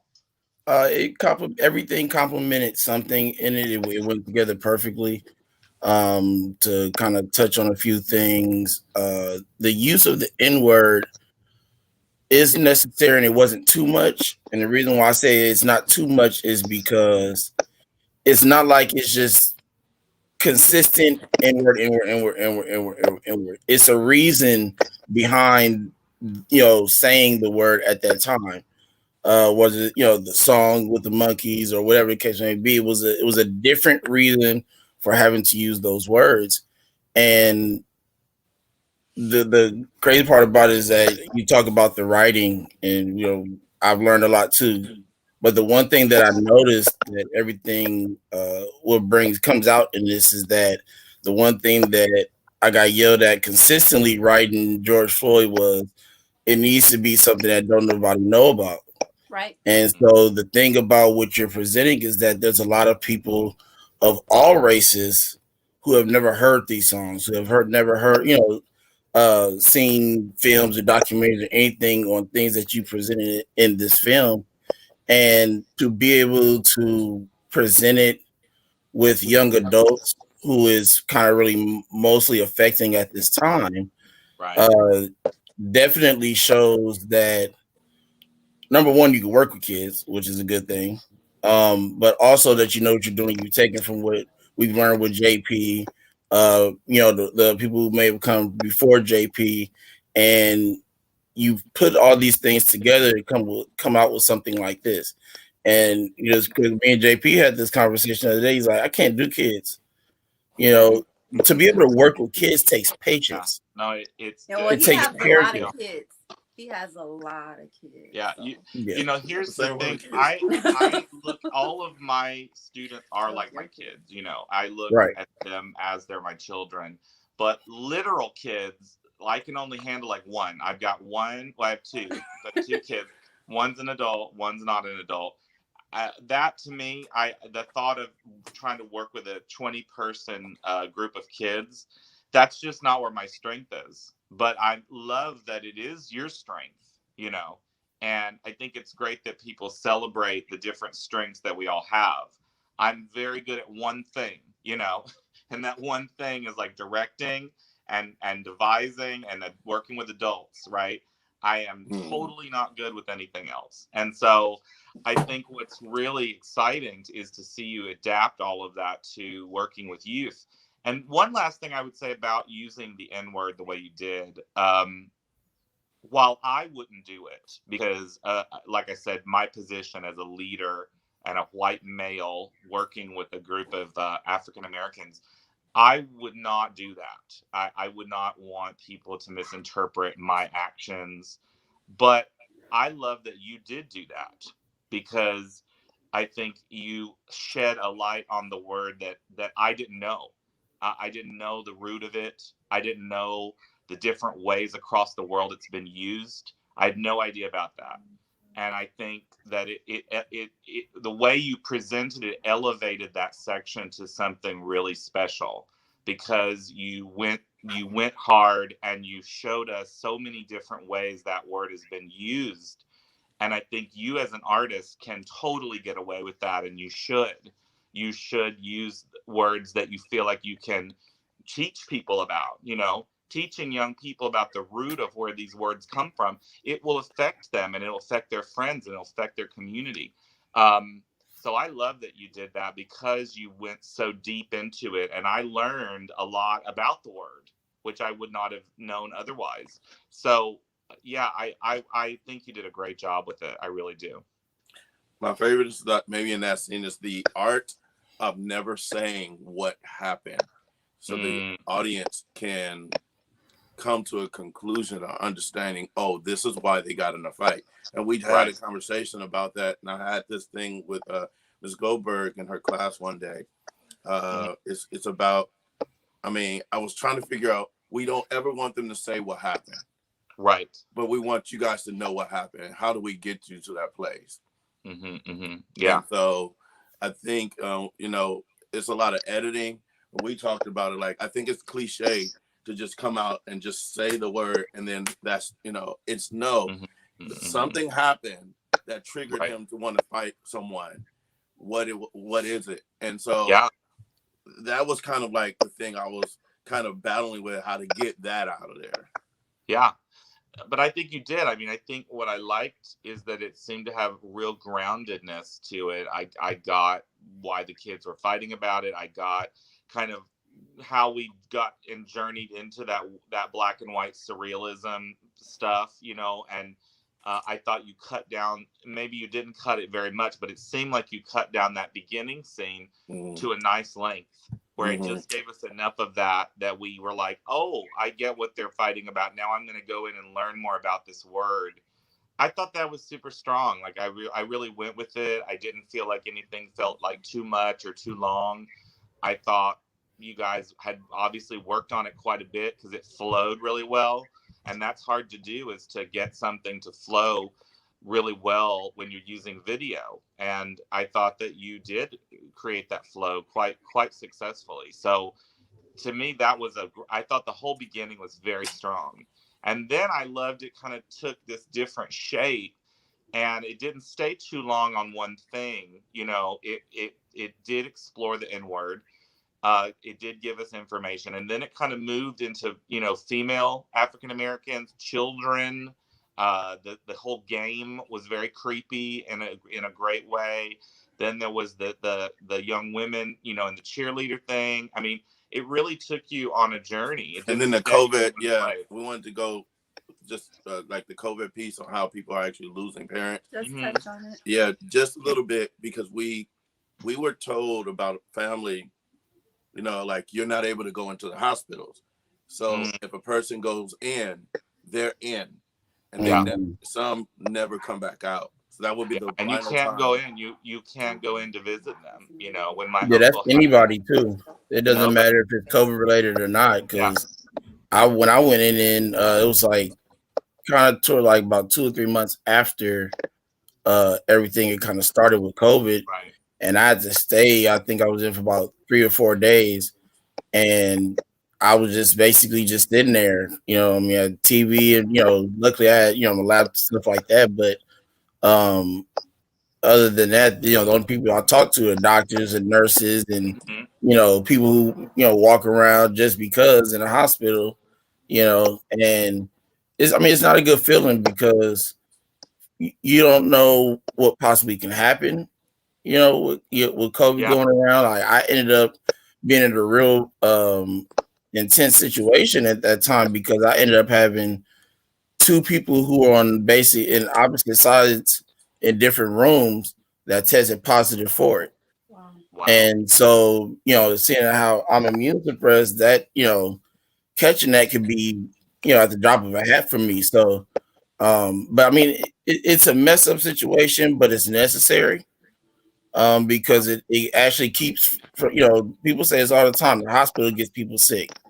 So why would you complain? And I mean, I know you want to be there for your family, your friends, and things of that nature, but at the same time, it just basically, you know, protected you from the one thing that you were afraid of, you know, have happened by being in the hospital.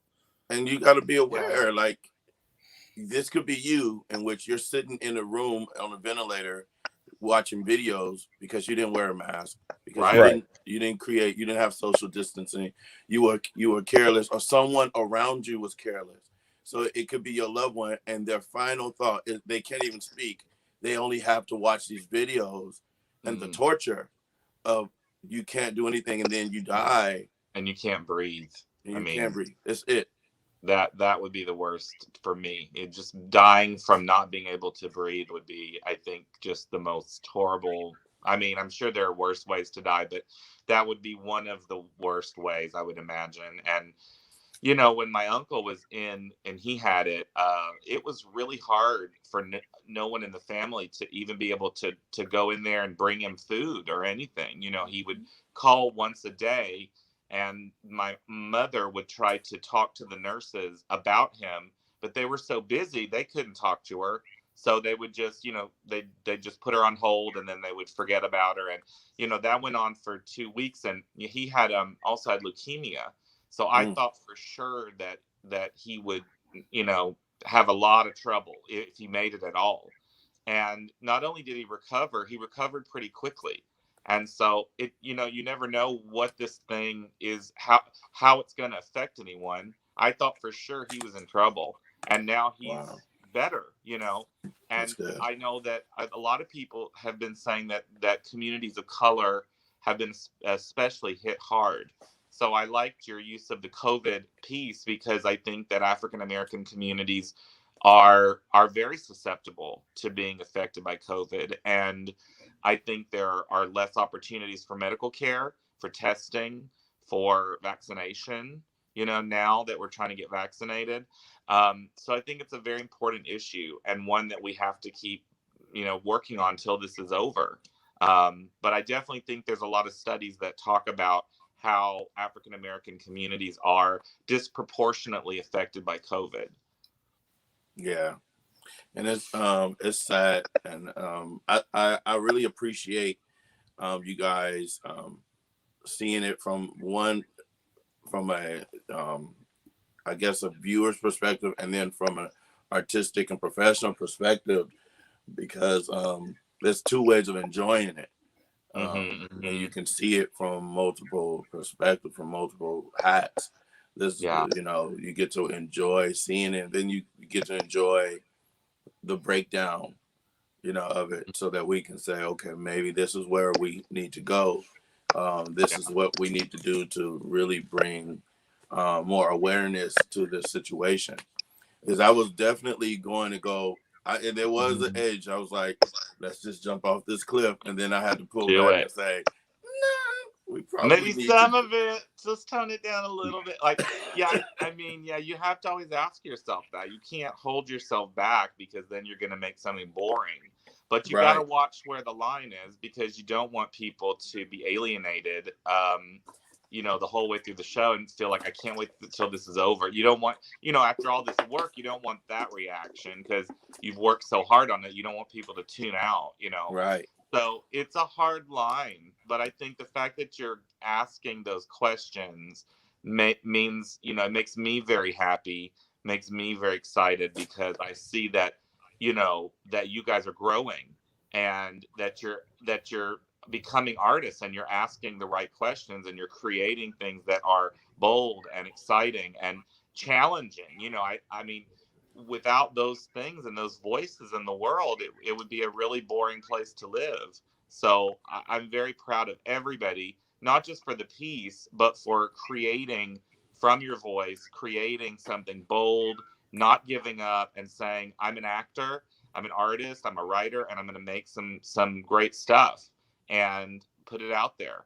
You know, that's the real victory. And soon I'm going to be transforming a lot of the theater department into kind of like a film company, like a film production company. And so the group will kind of morph. We may still go to the competitions and do the ACTF, but we're actually going to morph more into a production company.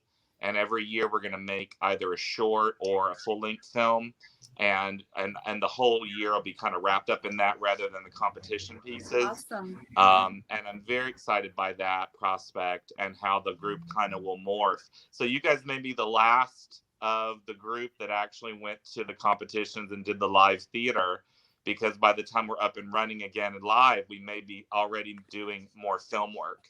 And so that's exciting to see us kind of evolve as a group. And also this summer, I want to keep everybody thinking about this. We are going to do one more Zoom show. Regardless of what happens in the fall, I do want to do one more big, just hour-long, big honking sort of, you know, Zoom show. And I haven't picked the theme yet, but I have some good ideas, I think. And the kids would be great. They can get free tuition, you know, to be in the group and to be a part of the summer Zoom show. So we really want, when registration opens, we really want to get all those kids signed up so that they can get free class and do the show in the summer. Because I think it's going to be super fun. Yeah, definitely.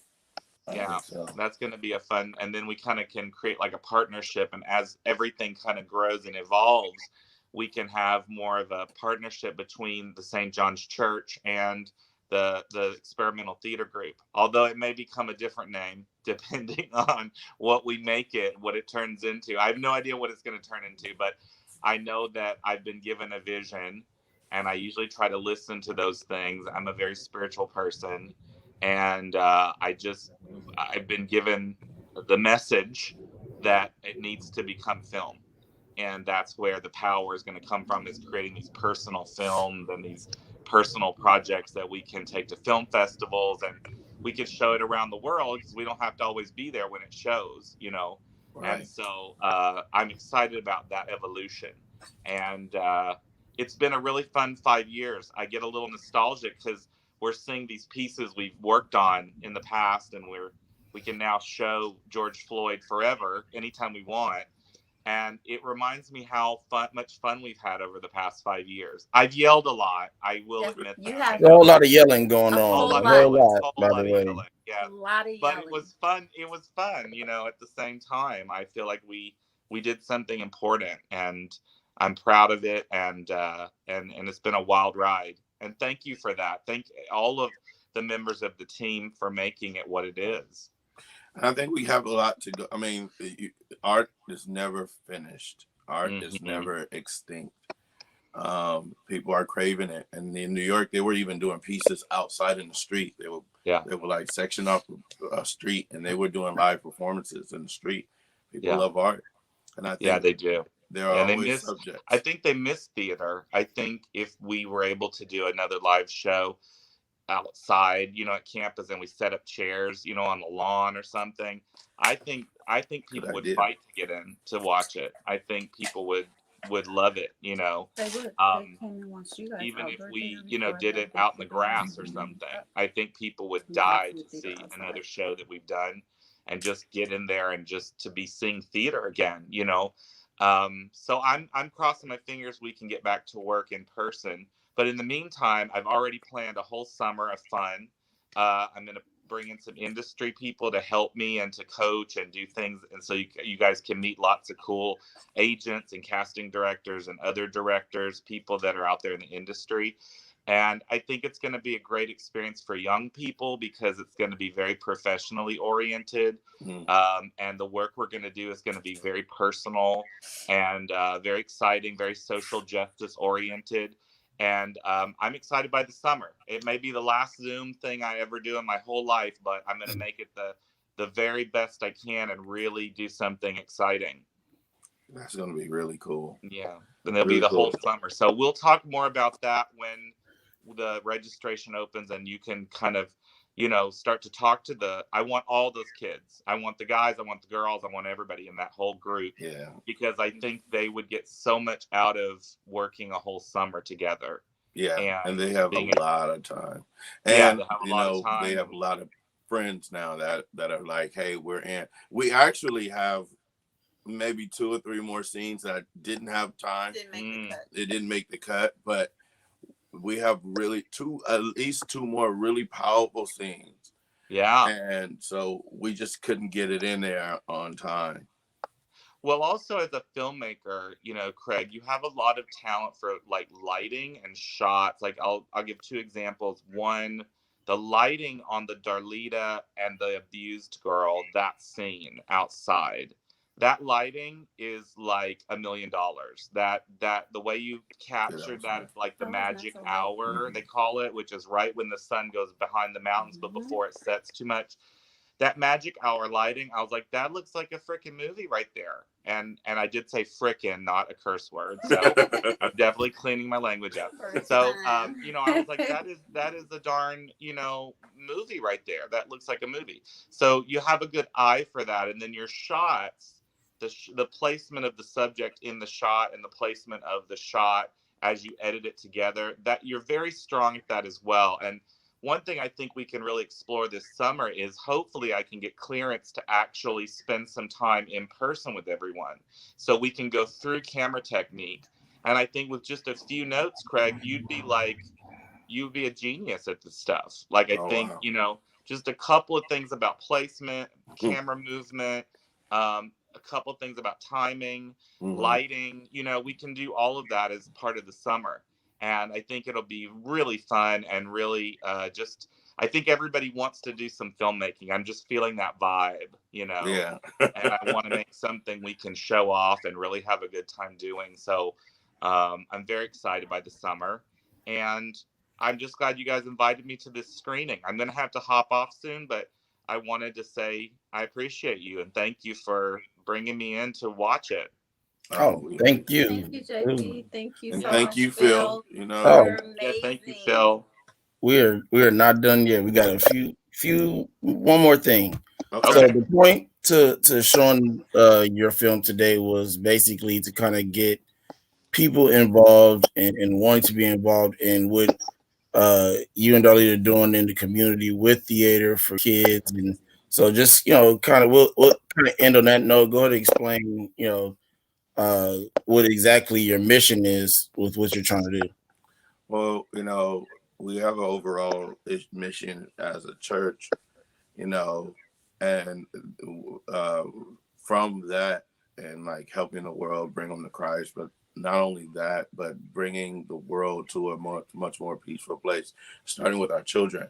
So we talked about a lot of adult issues, But if we can go back and give our kids an outlet, our inner city kids who have been raised and born in war, sometimes situations, wartime, all the time in certain neighborhoods, and you give them an outlet, they can take that frustration, that pain, and that hurt, and they can use it in a positive way.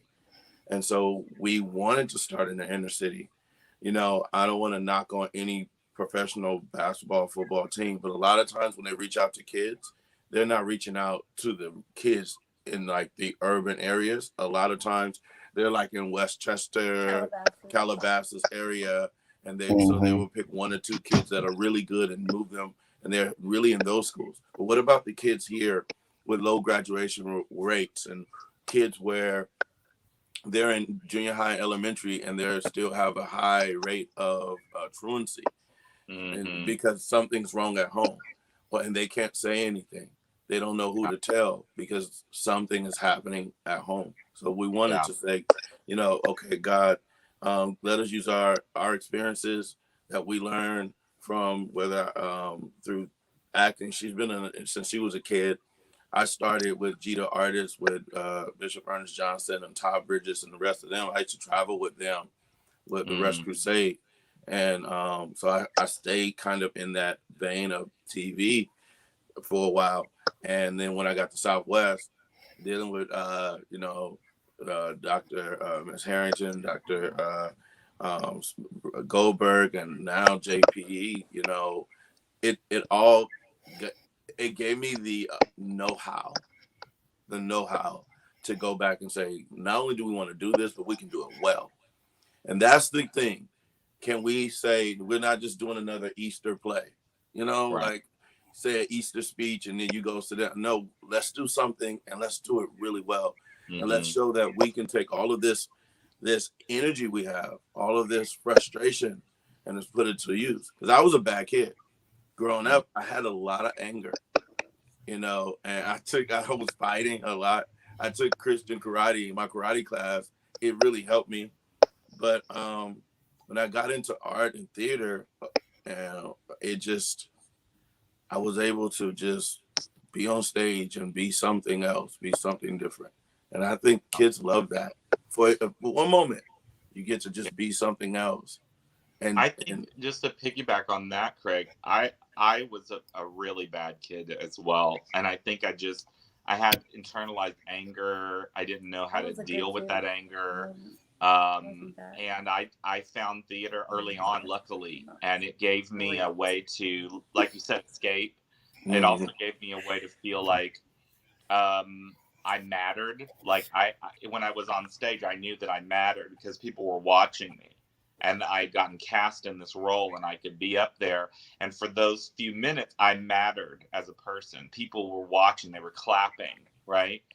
And I think all kids need that. I think if you don't have a strong sense of self already, you definitely need something like theater to help you feel like you matter in the world. And if you feel like you matter, you're way less likely, I think, to go out and commit crime or hurt someone else because, you know, you believe in yourself. Right. You build that confidence. So that's what we're doing now. We have our 6 kids. Yeah.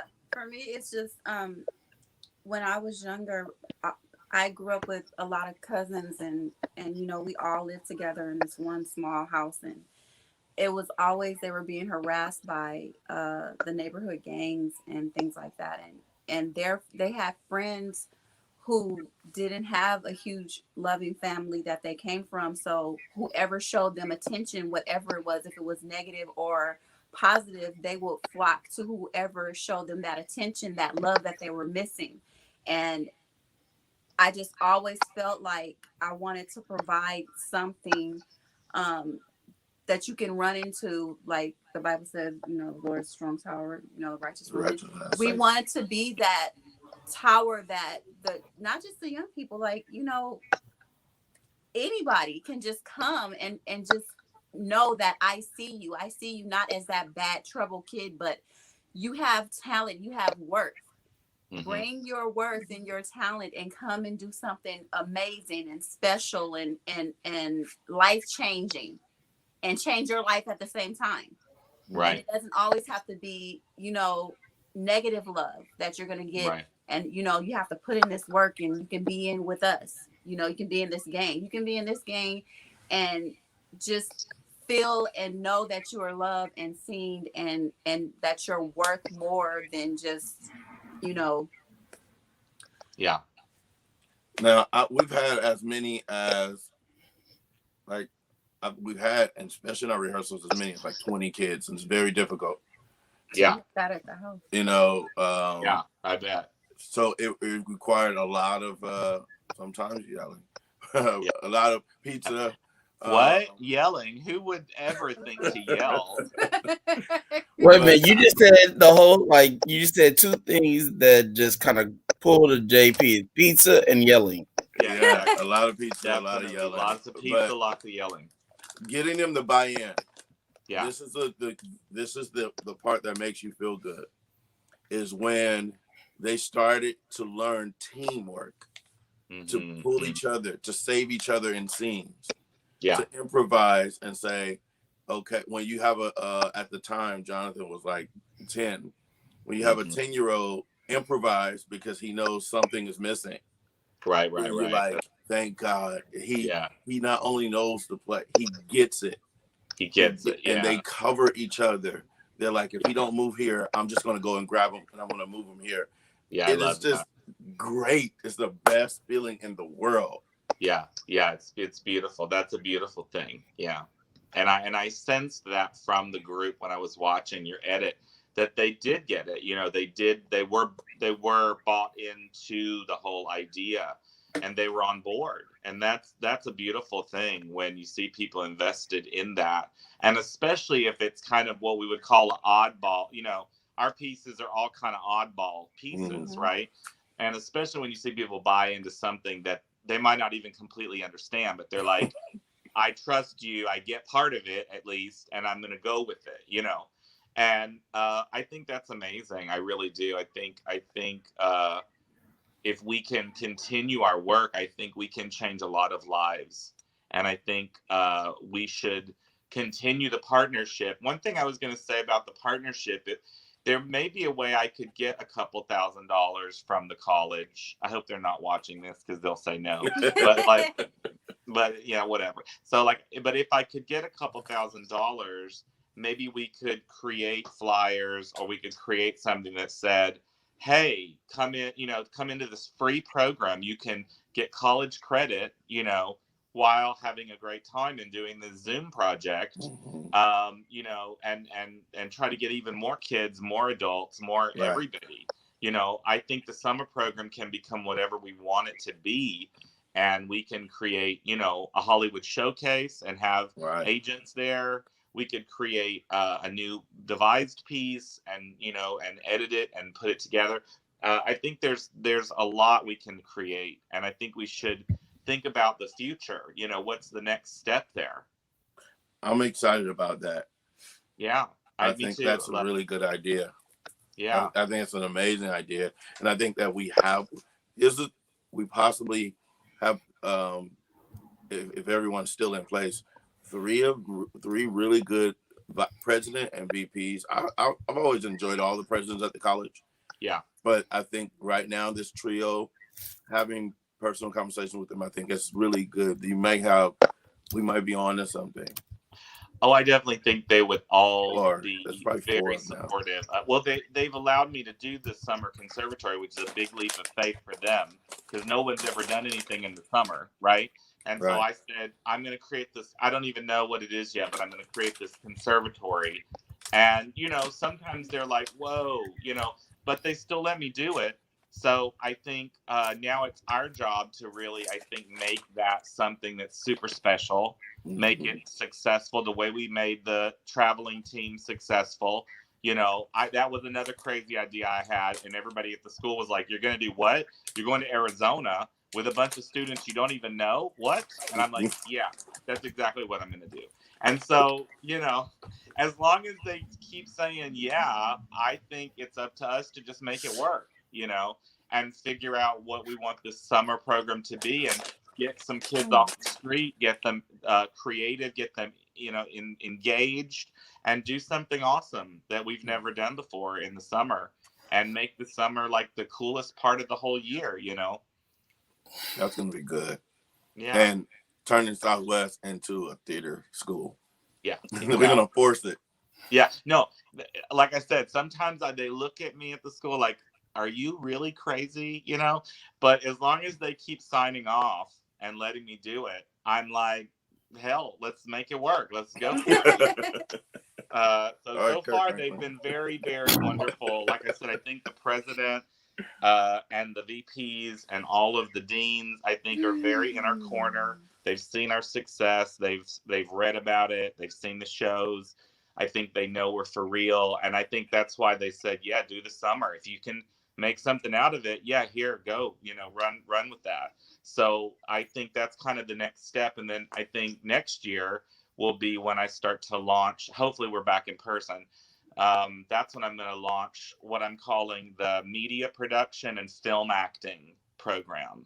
And that'll be kind of like alongside the theater program. It'll be like the theater degree, and then there'll be the media production degree. And that's where people can choose what they want to study. And I think people will love studying film. I think it would be awesome to shoot little projects like at different people's apartments and out on the street and running around with a film crew. I think it'll be super fun. I think this is going to generate a lot of traction and attention to the school.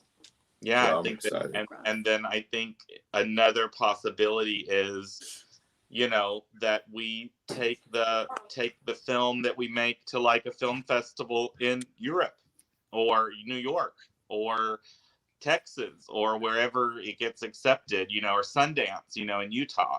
And we go with the film and we get to, screen it and go to film festivals. I think that would be super exciting, and would be kind of a new chapter for the group coming next year. All right. Yeah. Phil, what you think? We're going places, baby. Of course. Make you a star. I'm gonna make you a star if it kills me. Well, one thing I know is that we've all worked tremendously hard the past 5 years. Well, me 4, everybody else 5, but I know for a fact that it's been definitely a blessing to be a part of this team and this family, because I've been through some things. We all know. I mean, we've all been through some things, low points in our life, and that's the purpose to this show. Is to get these testimonies and stories to people, and resources to people that may need them. Way out. There might be a kid out there that's just like, I want to do something like that and see this and want to be attracted to what you guys are doing, or what JP is doing at Southwest if they're coming out of high school. I mean, like I said, it's helped me tremendously. I've had surgeries and this and that, and outside of my immediate family, my theater family has always been there. So it's definitely gotten me to be able to push and persevere through a lot of these things that have kind of like smacked me in the face. So I thank all of you. I think our Southwest Theater department, the faculty who's had our back, and currently, jumping on with us as well. So Pastor Craig, First Leader Darleta, JP, I appreciate you guys for coming on today. I know I said nowhere near 2.5 hours, but I think everything that was talked about here was necessary. And I think that's kind of like the only upside to kind of running over time sometimes is the necessary things that are needed to be said and talked about. So again, thank you everybody for watching. We'll be back same time next week on Sunday with Brandy Webster, kidney transplant recipient out of Utah. You guys have a great night. Thank you. Good night. Thank you, Phil.